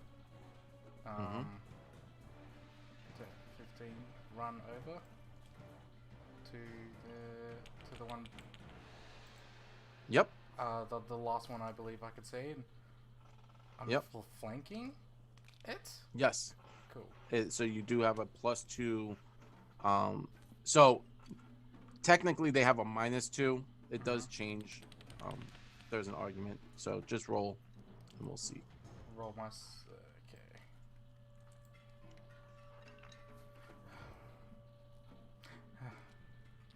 okay. I believe that misses. Yeah. Just a little bit. Keeping a cool head.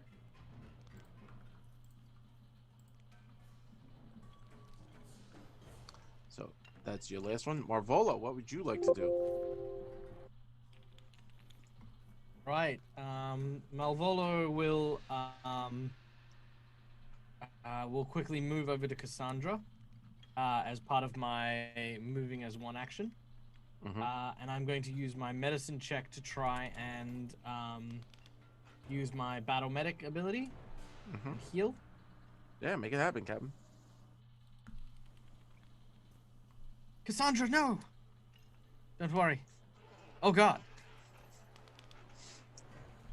It's just a flesh wound, you'll be fine.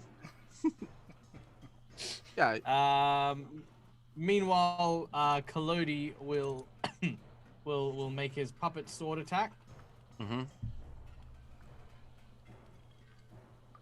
Yeah, Collodi smashes into this. Collodi smash!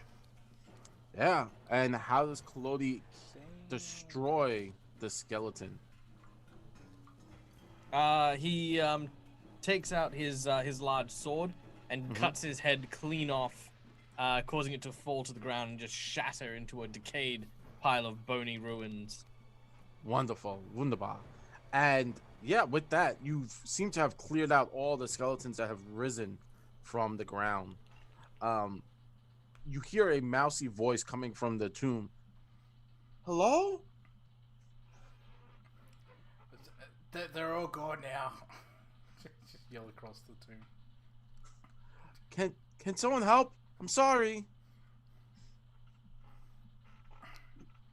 Oh yeah, right. We should probably get on that. Collodi will step over and help and help Krut. Awesome.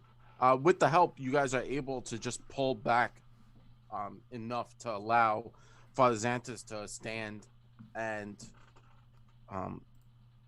he looks around. He goes, "Oh my goodness! Oh, I'm so sorry. Is everyone okay?" Right as rain. All fine, thank you. Wonderful. No one's been injured too gravely, I hope. Are we okay? Are you okay? You were in this this stone sarcophagus. Yes, so after everything, all the commotion that happened, I one evening, that same evening, I thought I heard sound coming from these ancient cemetery. So I came out here to check, as it is my duty. I was wandering around, and I did notice footprints all over. So I followed them, and I alerted the gravekeeper, the gravedigger Smith, and I told him I was going to check out some of these areas. Um, I found it very strange that there were so many tiny footprints. So I said, "Oh, I should go see if Kasaundra and the rest of you guys are at the Rusty Dragon, because I saw that you handled the goblins very quickly." So I said, "Oh, my best bet, go ask them, have them come check it out with me." So I stopped. They said you were out hunting a boar or doing something. So I just left a message, and then I said, "Well, I probably could, I could do this myself. Why not? I don't need to bother." Uh, and I came down here, and I saw that the door was pried open, and I looked around, and I came down, and I saw flickering red lights. So I said, "Oh, must be some of the children, the local kids. They come in here to drink and stuff." And I was gonna just shoot them out and tell them, not to be down here. It's not safe. And I came down, and I to my horror, I did see 2 or 3 goblins, and they looked confused and scared. And then all of a sudden, I heard from behind me a gruff voice saying, "Not today." And then someone hit me in the back of the head, and I woke up in the tomb. And then he kind of looks around, and realizing where he is, he goes, "Oh no, this is no good. No, this is no good. Not at all. No. I'm terribly sorry.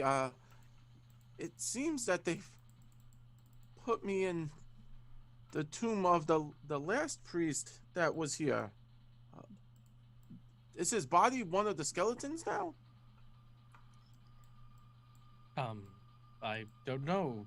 I was not familiar with the previous priests, nor were any of us, I believe.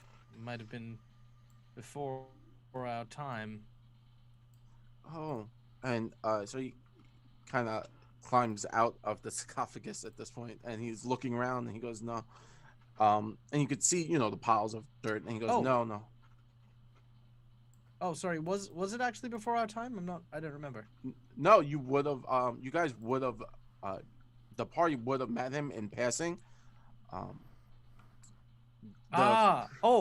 previous this priest Hold on, was I've got notes here. Nualia's Father Toblin. Yeah, Father Toblin, which was Nualia's father, and they passed in the fire, and that's Yes. why Father Zantus is here. Yeah. So, Looking around at the skeletons, do any of them look like they may have been Father Toblin? no. Looking around, you do notice that these skeletons had armor, and they seem to have magically appeared. Like, as you're in here, you don't see any area. While it is run down and not used often, these the other sarcophaguses and stuff, there are no like bones just laying around. There are no mummies just laying. No way for these skeletons to just appear, and so it doesn't look like these are any specific persons.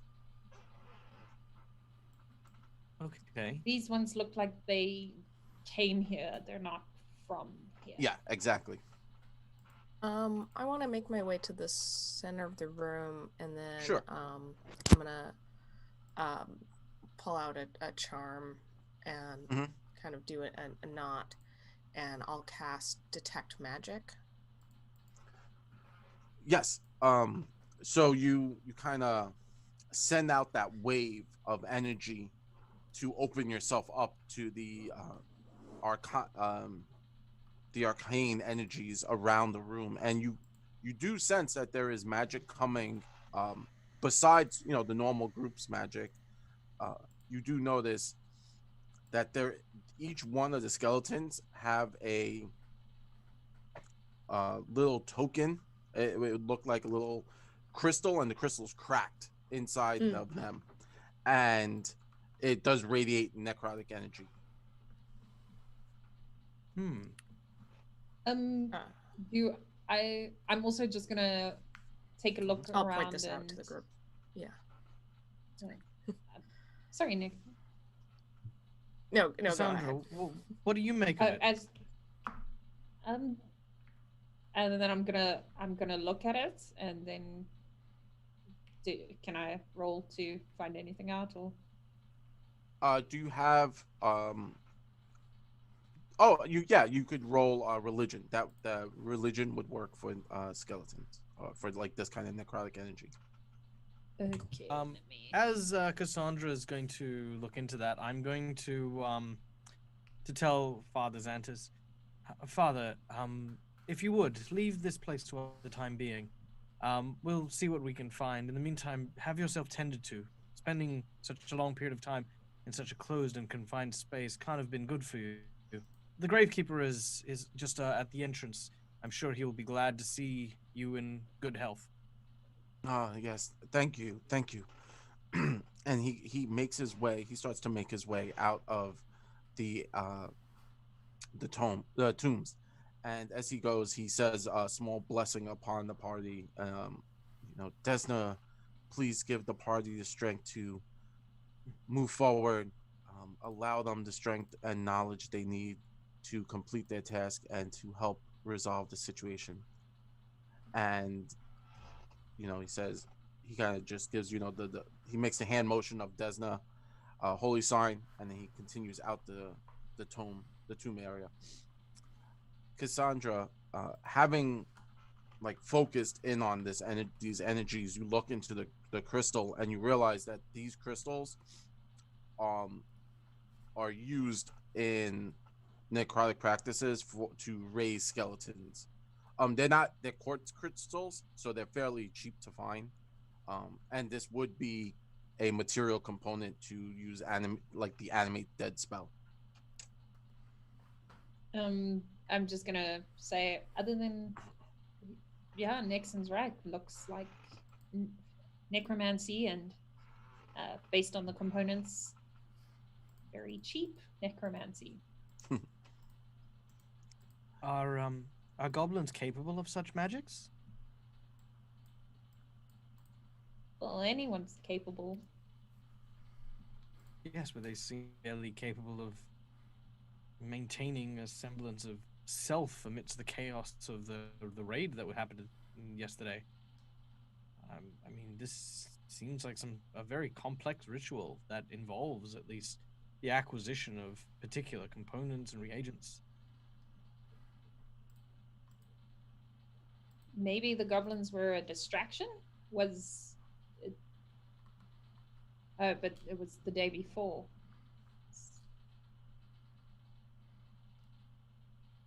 Something or someone may be at play.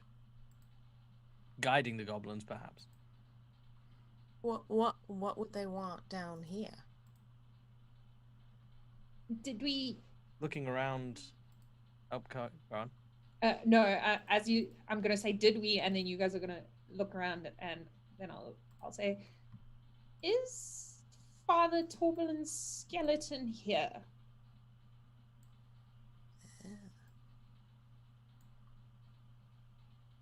I will have Collodi check the other sarcophagus, because there were 2 sarcophaguses. Maybe he's in the other one. There are 2. So as you open the second one, obviously, Krut, I'm going to assume you're going to give a hand to Collodi. Yep. Okay. You kind of push them open, and again, very heavy. These are very heavy. You push them open, and you realize that this one is also empty. So it does look like the body has been taken. So it seems as though whoever attacked here was after the bodies of Father Toblin and his daughter. Mm-hmm.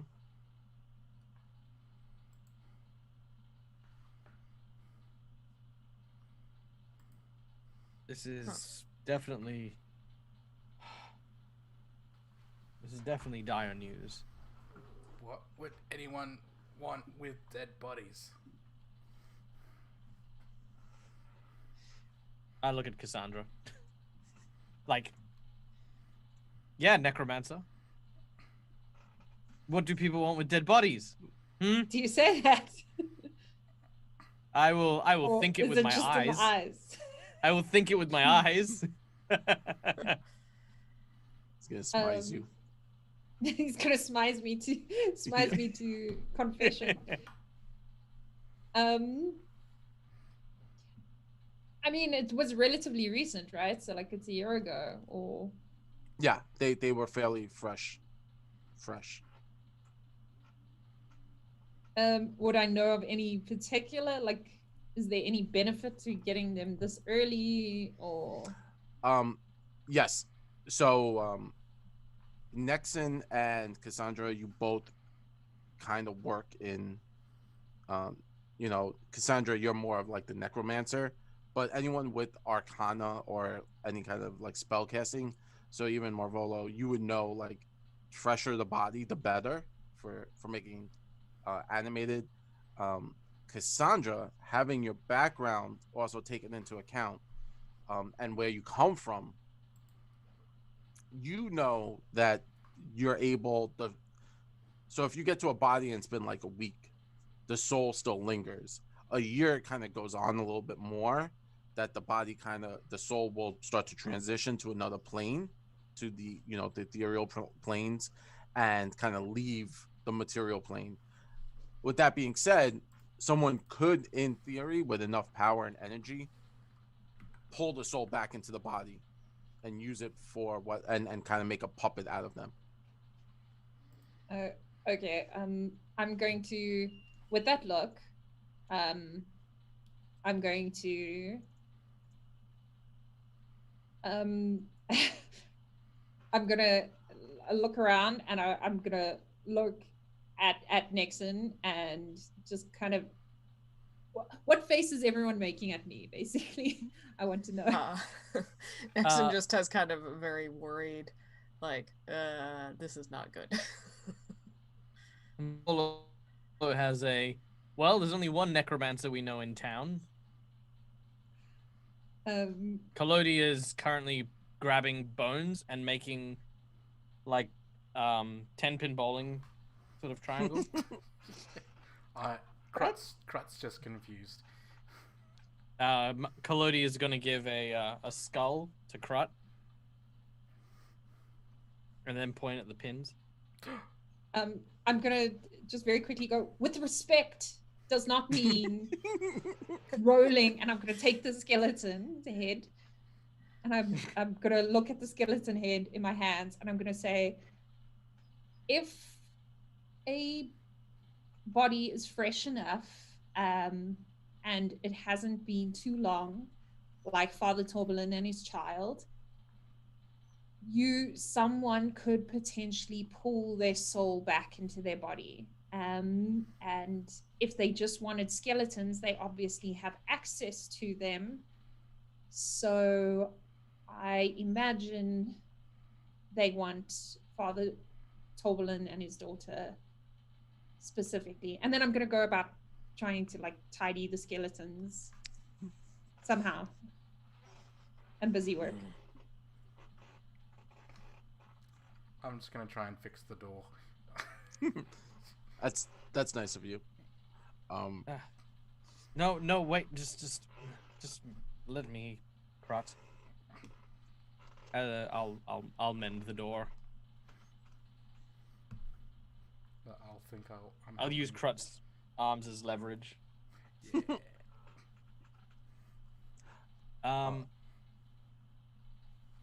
I think for the time being, perhaps raising alarms of necromancy is going to put us in a little bit of, well, it might draw attention to us unwillingly. I don't really fancy getting too much attention, and Kasaundra, I'm not going to. I mean, you were obviously with us the whole time, but if someone decides to point fingers and start searching for people with necrotic energy, I imagine that a resident of your homeland wouldn't necessarily be too difficult to track down. So I think it best that we maybe tell a bit of a white lie.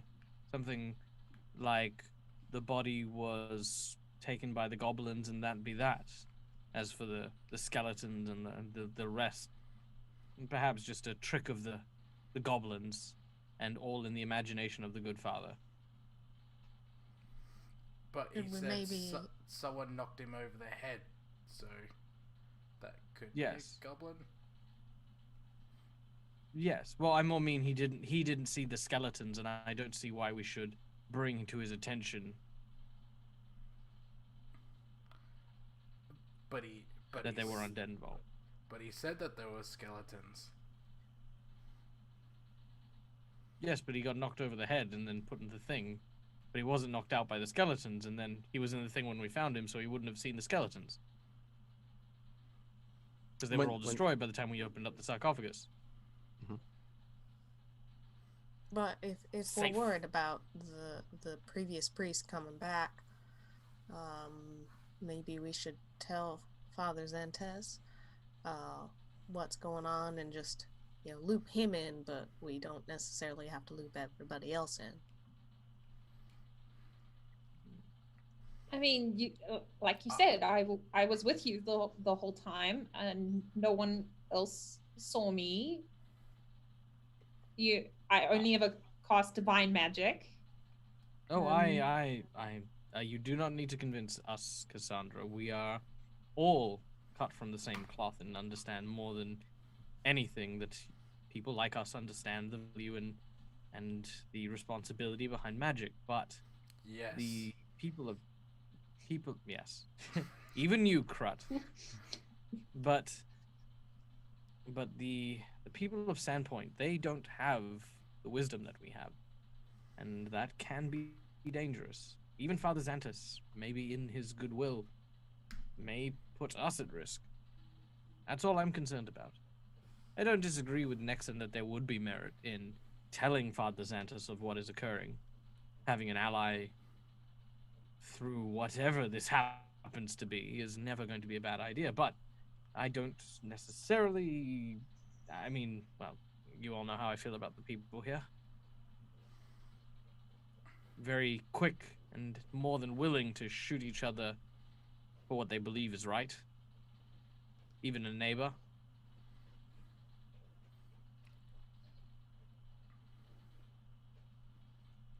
Well, either way, we need to find whoever did this. Just not to have more trouble. And also, Krut, you said he got hit over the head. Yes. Did he say when he walked in? Yes. Would a goblin have been able to reach him without like a chair or something where he says he... Unless there like were at the two door. goblins? Maybe. But maybe someone taller. So we're looking for someone taller than a goblin or a halfling. Yes. I will have to report this and let the sheriff know, but I will leave out. I'll explain about the goblins. Yes, perhaps just leave out the part of the undead for now, at least. And the The tall missing person. bodies. Yes. The tall person, the goblins, and yes, the missing bodies. Okay. So what happens if they come down to see the bodies? Here, don't worry, Krut. I got your back. He Um, takes Krut's hand, and he actually just writes it all down. Ah, cool. Like a school note. Yeah. And then can I when he says what about the skeletons, I place the skeleton and then can I get rid of them respectfully? Respectfully, yes. I like that. With respect. 100%. You guys can. You're like kind of looking around, and you know Collodi's working with Krut and everything, and you. It dawns on you. You could probably just put them in the sarcophaguses and close them, and just say, "Oh no, the bodies were there," or like, "Don't worry about it." Because the only people who have access is the head priest and the gravedigger, and the gravedigger is not so courageous as the heroes of Sandpoint.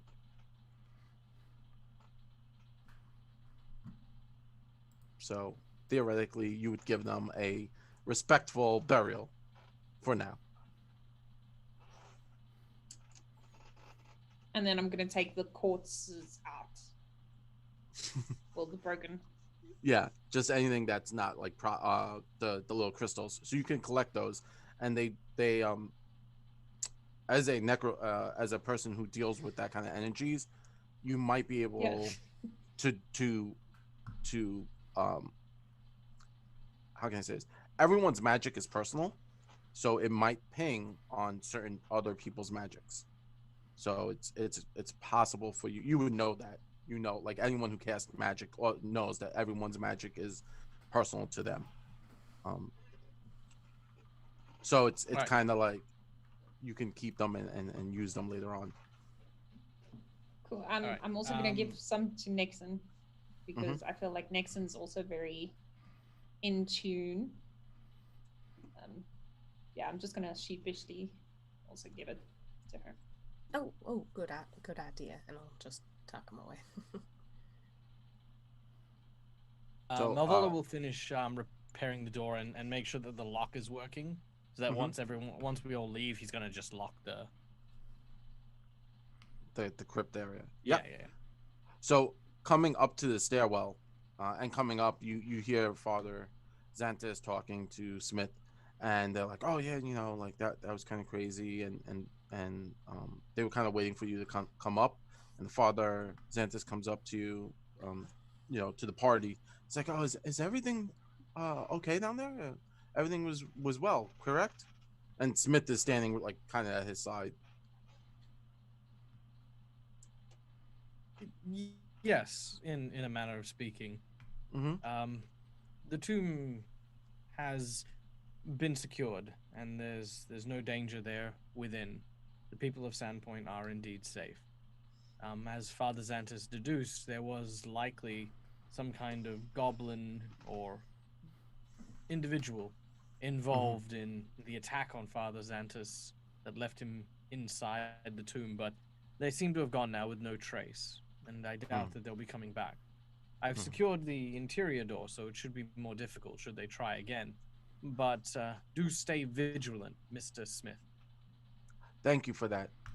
So Father Zantus, you know, thank you very much, Mr. And Smith is like goblins, and he kind of spits on the floor at that statement, and he says, "I'll make sure to put another extra lock on this door, and I'm sorry to bother everyone, and I'm sorry, Father." And Father's like, "No, it's okay. Why don't we get out of the cold air and head back to the cathedral?" Smith, thank you for everything. Thank you for getting everyone, and thank you to the heroes, right? The heroes, wonderful heroes. I appreciate this. Thank you so much.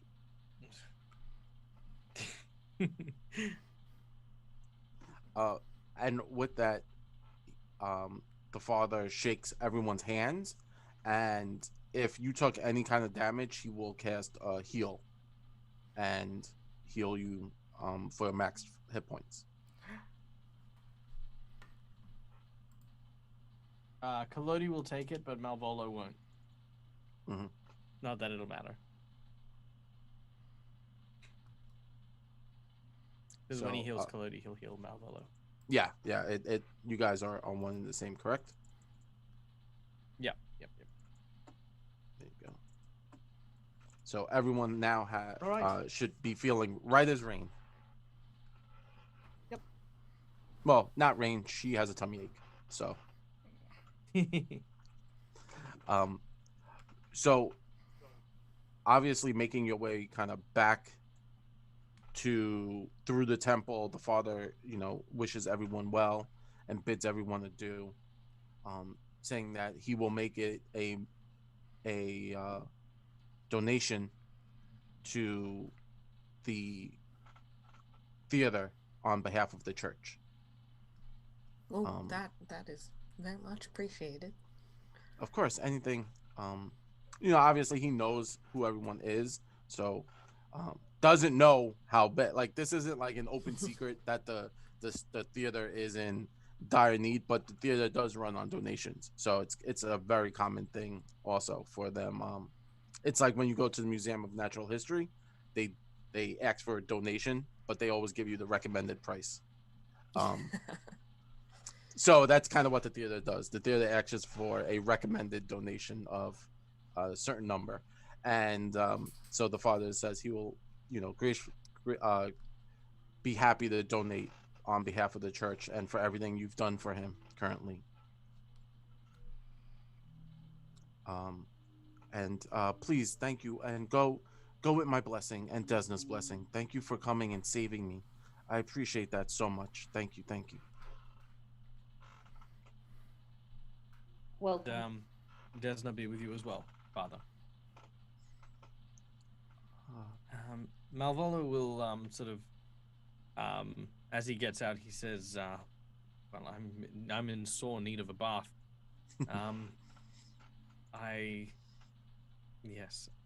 Krut, do tell Baylor that what has happened, and again, hopefully we'll be able to get to the bottom of what's happening here. It seems as though the quiet town that we were hoping to keep ourselves sequestered away in may not have been as quiet as we intended. I'm definitely not missing those good old days back when the workshops were nice and quiet, and all that you could have for company was the smell of oil and a sharp blade. But here we are, in the middle of the street, delving into tombs and touching skeletons. I love it. It's great. Well, if you need me, I'll probably be underneath some sort of giant loofah. Malvolo will excuse himself to the Red Dragon Inn. Collodi will sort of walk over to Nexen. So, where to now, boss? You want to take all this money to the theater? Or, I hear that on the docks there's some way to, double the amount of money that we make. There's a couple of ways that we can maybe, get a bit closer to that 500 platinum. Eh? Well, I do say, while we might have a chance of doubling it, we also have probably an equal, maybe slightly larger chance of losing it all. Oh, no. I got this surefire. I mean, it's a guarantee 100% bona fide get rich quick scheme. Did I say scheme? I mean get rich quick investment. All right. Now, do you know what a hagfish is by any chance? I have no idea. Oh, well, let me tell you. And Collodi is gonna take Nexen and sort of tell her about the hagfish gamble that they've got going, and the fact that as a construct he's got no constitution.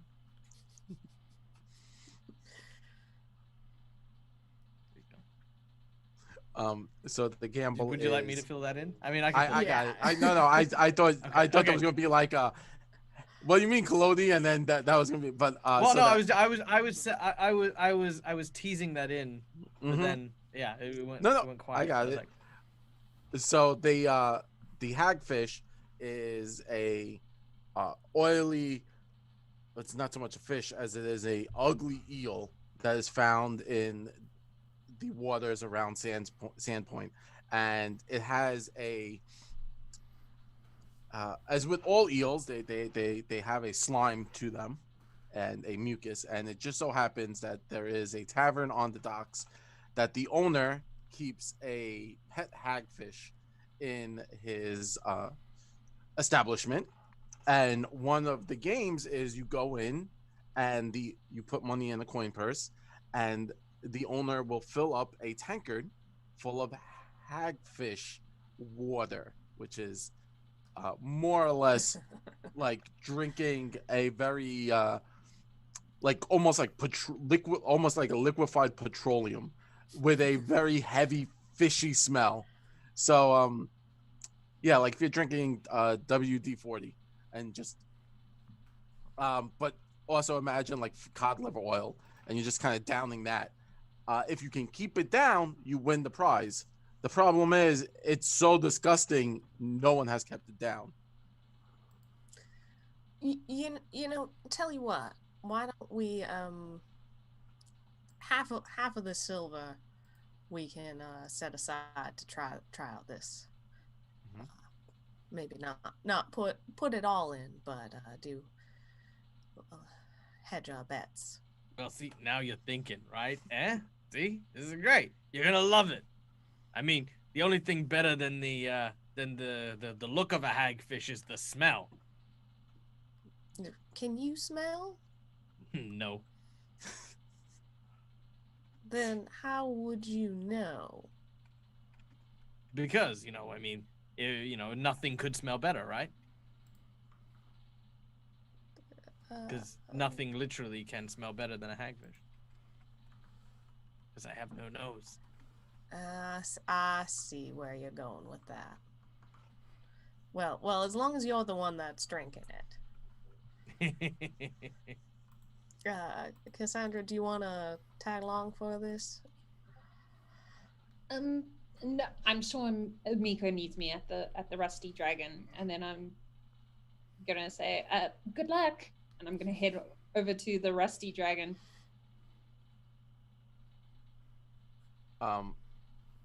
So the party is kind of in the streets, like right outside the Rusty Dragon, as Malvolo has made his way. Malvolo was like, I'm going to take a shower, and Kasaundra is like following along. Krut has started to strut. See, like everyone likes that Krut strut, yeah. Krut strut. The Krut strut. So, heading back towards the barracks, and it seems that Nexen and Collodi have decided to run like a little gambling ring here. As that's going on,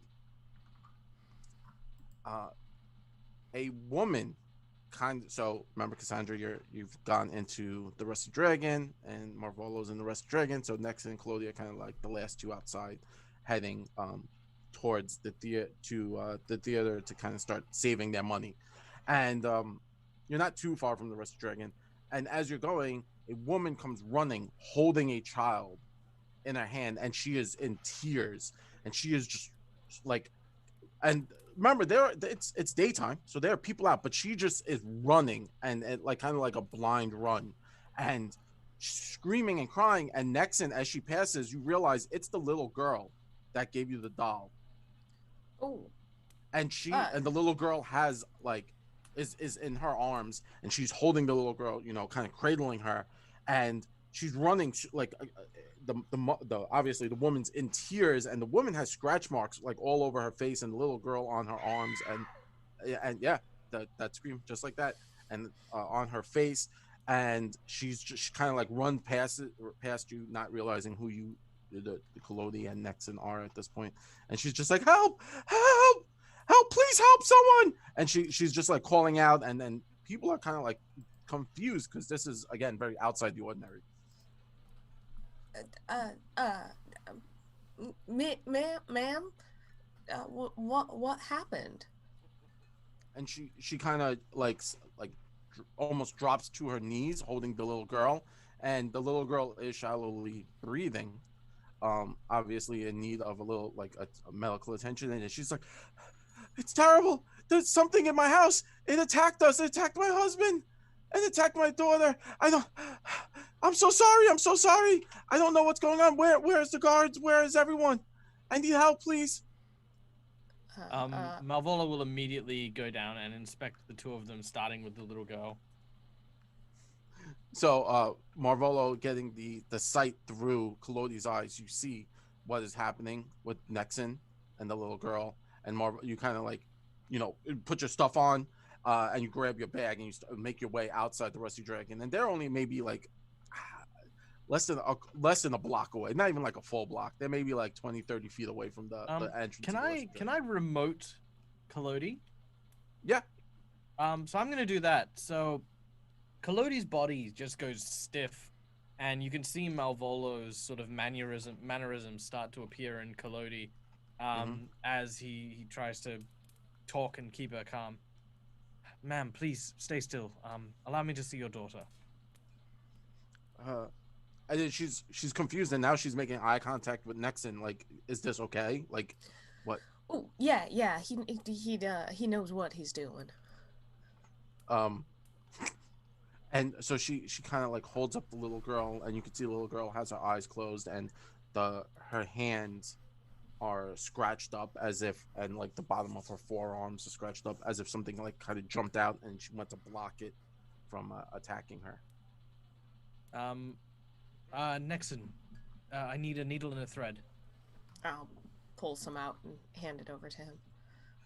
I'm going to use a medicine check to try and suture the wounds and the cuts that are particularly deep. Sure. As the little girl is not moving, this won't be too difficult of a check, so you will get an additional +2 to it.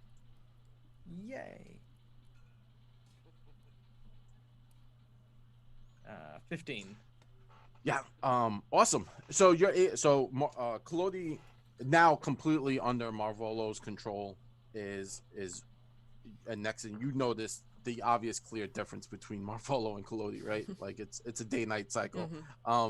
So you see that this is clearly Malvolo kind of doing surgery from afar, and Collodi starts to work diligently and safely and very precise, suturing the small cuts right above the little girl's eyes, a fairly deep wound that was bleeding a lot, and you're able to clean it and suture it. And the mom's like just on her knees, kind of like the little girl's laid out on the floor, but the mom's kind of rocking herself. She's crossed her arms and she's kind of in like shock, not really saying much, and is just like wide-eyed and is just watching what's happening. I'm gonna put a hand on her shoulder and just say, it's gonna be all right. And then while he's sewing things up, I'm going to attempt to cast message to Krut and just say, I think we need the god here, and let him know where we are. Sure. If he's close enough. Sure. Krut, you get that message? Yeah. Just make a beeline right to where I need to be. Yeah. So Krut struts all the way back. I feel like Krut's just been running left and right this whole game. He's going this way, going this way.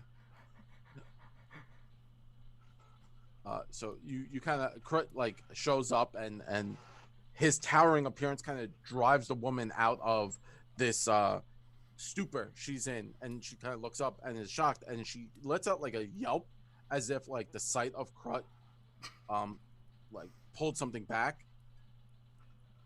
like a memory, and she's like, oh my goodness, oh I'm so sorry, oh yes, hi, she's like looking at you, Krut, and she's like, how, what where's Baylor? Where's Sergeant Baylor? I am here. The next best thing. Yes. I'm so sorry. Please, can I need help? My daughter was attacked. There's something in my house. My husband and our dog, they were fighting with something in the bedroom, and I took my daughter and ran. I didn't get to really see what it was. I'm so sorry. I need help. Please help. And she's kind of like now she's like forward grabbing your ankle, and your hands, and is like pulling you, and then she's reaching out kind of towards Nexen, like again trying to take both of you, as if like she's looking for more people to see what she saw. Like she's kind of doesn't believe what she saw. Grab the lady. Ma'am, step aside. I draw my sword and I'm like, where is it? It's at my home. And you could see she's like visibly shaking, and she's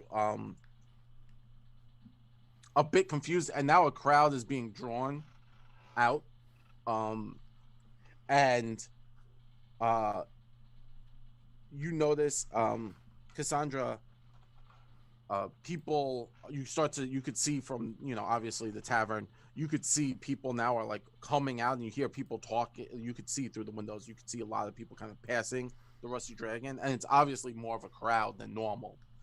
It's a, people obviously walk past the mirrors, but this is, when you see a crowd start to form, you're like, oh man, something's happening. Like there's definitely a car crash outside. Yeah, I'm gonna take my little bundle, because I actually came to my room and I was packing all my stuff. Mm-hmm. I'm gonna put my bundle. I'm gonna put on my Travel's cloak and put my little bundle, because I don't have much in my cloak, and I'm gonna walk past and grab some boar or something off the tavern, and I'm gonna go put that in my cloak, and then I'm gonna go peep and see what's happening on the crowd, but I'm gonna stay on the edge. Yeah. I'm gonna be quiet. So looking out into the crowd, trying to keep like a good vantage point, you see Krut, right, who stands ahead above everyone else, kind of whip out his sword, and he's standing above everyone, and that's a naughty sign if you've ever did see one. And you could hear him say, take me to your house. And Krut stands, and at this point, Malvolo, as you're able to kind of like Wi-Fi and take over Collodi's body, you're able to also kind of walk yourself down the stairs. It's a very weird process as a summoner. Are you sure I can do this? I feel like naturally Malvolo is going to avoid stairs while he's remotely controlling something else. It's like remote controls. It's kind of like I'll be fine, I guess. Yeah. Where did my black eye come from? So you can like you have like full awareness of what's going on at this point.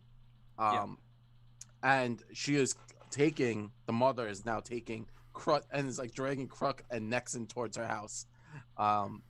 She's like, over here, please follow. And it's from where you are, it would be like 3 or 4 blocks away from the Rusty Dragon. So you would be heading away, and the crowd's giving Collodi space, and now people are like, I didn't know Collodi knew how to do surgery. Oh wow, what's going on here? This is interesting. And obviously they see the difference, right? There is they everyone in the group would know this is Malvolo, but the regular people are like, what is going on? Like this other person who wears these really bad costumes is now doing amazing surgery. So it's going to be an interesting turn of events. So Nexen and Krut, are you going to follow? I'm assuming Krut is. Yeah. I'll kind of like put my arm through the woman's arm if I'm tall enough to do that. If not, I'll just kind of like follow along and be like, we'll look into this. Mm-hmm. Krut here is really good at taking care of nuisances. So. Of course. Thank you so much. I'm so sorry. Is she gonna be okay with him? Or she's just gonna make the general assumption that Collodi is a him currently, and ask that question. Yeah, no, I wouldn't worry. He yeah. I like that. Yeah, Collodi's mind also, as Malvolo's getting closer, Collodi's kind of let free, and he's just sort of, as he wakes up, he's like, what? Where am I? How did I get this child? Whose child is this? I need an adult. Whose child are you, child? And the is little this girl, your home? It's the shit. little girl looks There are up lots of people around it. and is still kind of unconscious in like a state, and the mom, hearing Collodi saying that, is like, so, and she gives you a general description. She has a blue door, a faded blue door, and you know their name is, 1 second, I have to look that up. Stupid thing, it moved itself. So she's going to give you a general description of the house and where you could find it. And she's like, oh, you know, we have a, you know, outside there should be a little stand where the girl was setting up to kind of like sell iced tea or lemonade, whichever. And she would do that to like make money for the family. And there's a little, you know, there's a faded blue door. And their last name is Wentman, Wentmen, Wentman, and that would be on like the bottom of the door, so you can know like which door it is, the family name. And she's going to like kneel back with her daughter at Collodi, like kneeling at Collodi's like knee size, because he stood up at this point. Oh, this your daughter? Yeah. Look, she was like this when I found her. She's like, yes, you've done great work here. I appreciate everything you've done. Thank you. And then she kind of like holds the little girl.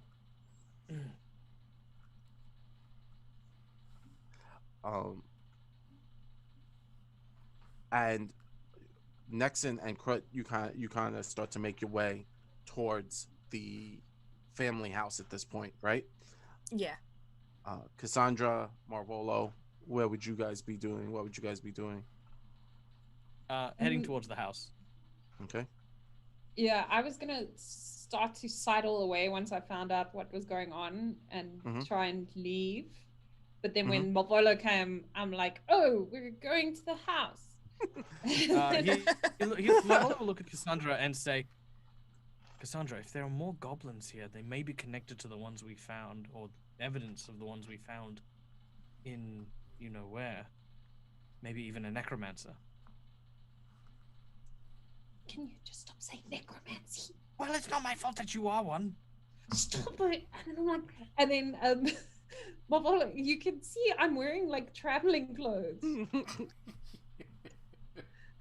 And I was not going to the house direction. I was like going out of town direction. I thought you were starting. Where are you?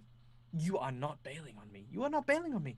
I was in this town first. I was here, living here quietly and peacefully before my migraines brought me all of you. Okay? All right? Now, if this town is going to burn, by thunder, you are all going to help me. Because I am not going to go look for another town and try to acclimatize myself to a bunch of other people who don't understand how not to touch people or handshake. Okay, but Mister, I'm just shouting the word necromancy. Okay, necromancy is not the way necromancy is not thought of the way you used to think of how we thought of it. Okay, if there's gonna be burning, it's gonna be me. I guess it is. Exactly. Unless we find a goblin necromancer. Okay, fine. And then I'm gonna eat my boar as we walk because I haven't eaten anything. I'm stressed. It's just that angry eating. Just. We're trying to find someone to frame instead of you. I mean, blame instead of you. So Nexen and Krut, you've kind of made your way to the house at this point. You've gotten to that general direction. Kasaundra and Malvolo kind of taking up the rear. I'm assuming Collodi would catch up to Malvolo. Would it go that way, or would Collodi kind of see Krut and Nexen and want to like catch up to them? He definitely tried to catch up to Krut. Okay, so Nexen, Krut, and Collodi, you are at the house at this point. And as you're kind of getting to the front, you see like a little stand and it says iced tea, but it's spelled IEEC, and then just the letter T. It's a little kid. It's a little kid. It's spelled wrong. You gotta live with it. This town, there's no massive like college here. And it says 1 CP, so it's a copper piece. And as you kind of make your way to this beautiful little cottage of a house, it's two second story where the family would be. There's a howl, or like a yelp of a dog, and then a collapse. You could hear like a dum dum dum, like it sounds like something just fell, a massive like heavy sound. And that's where we'll end it for today.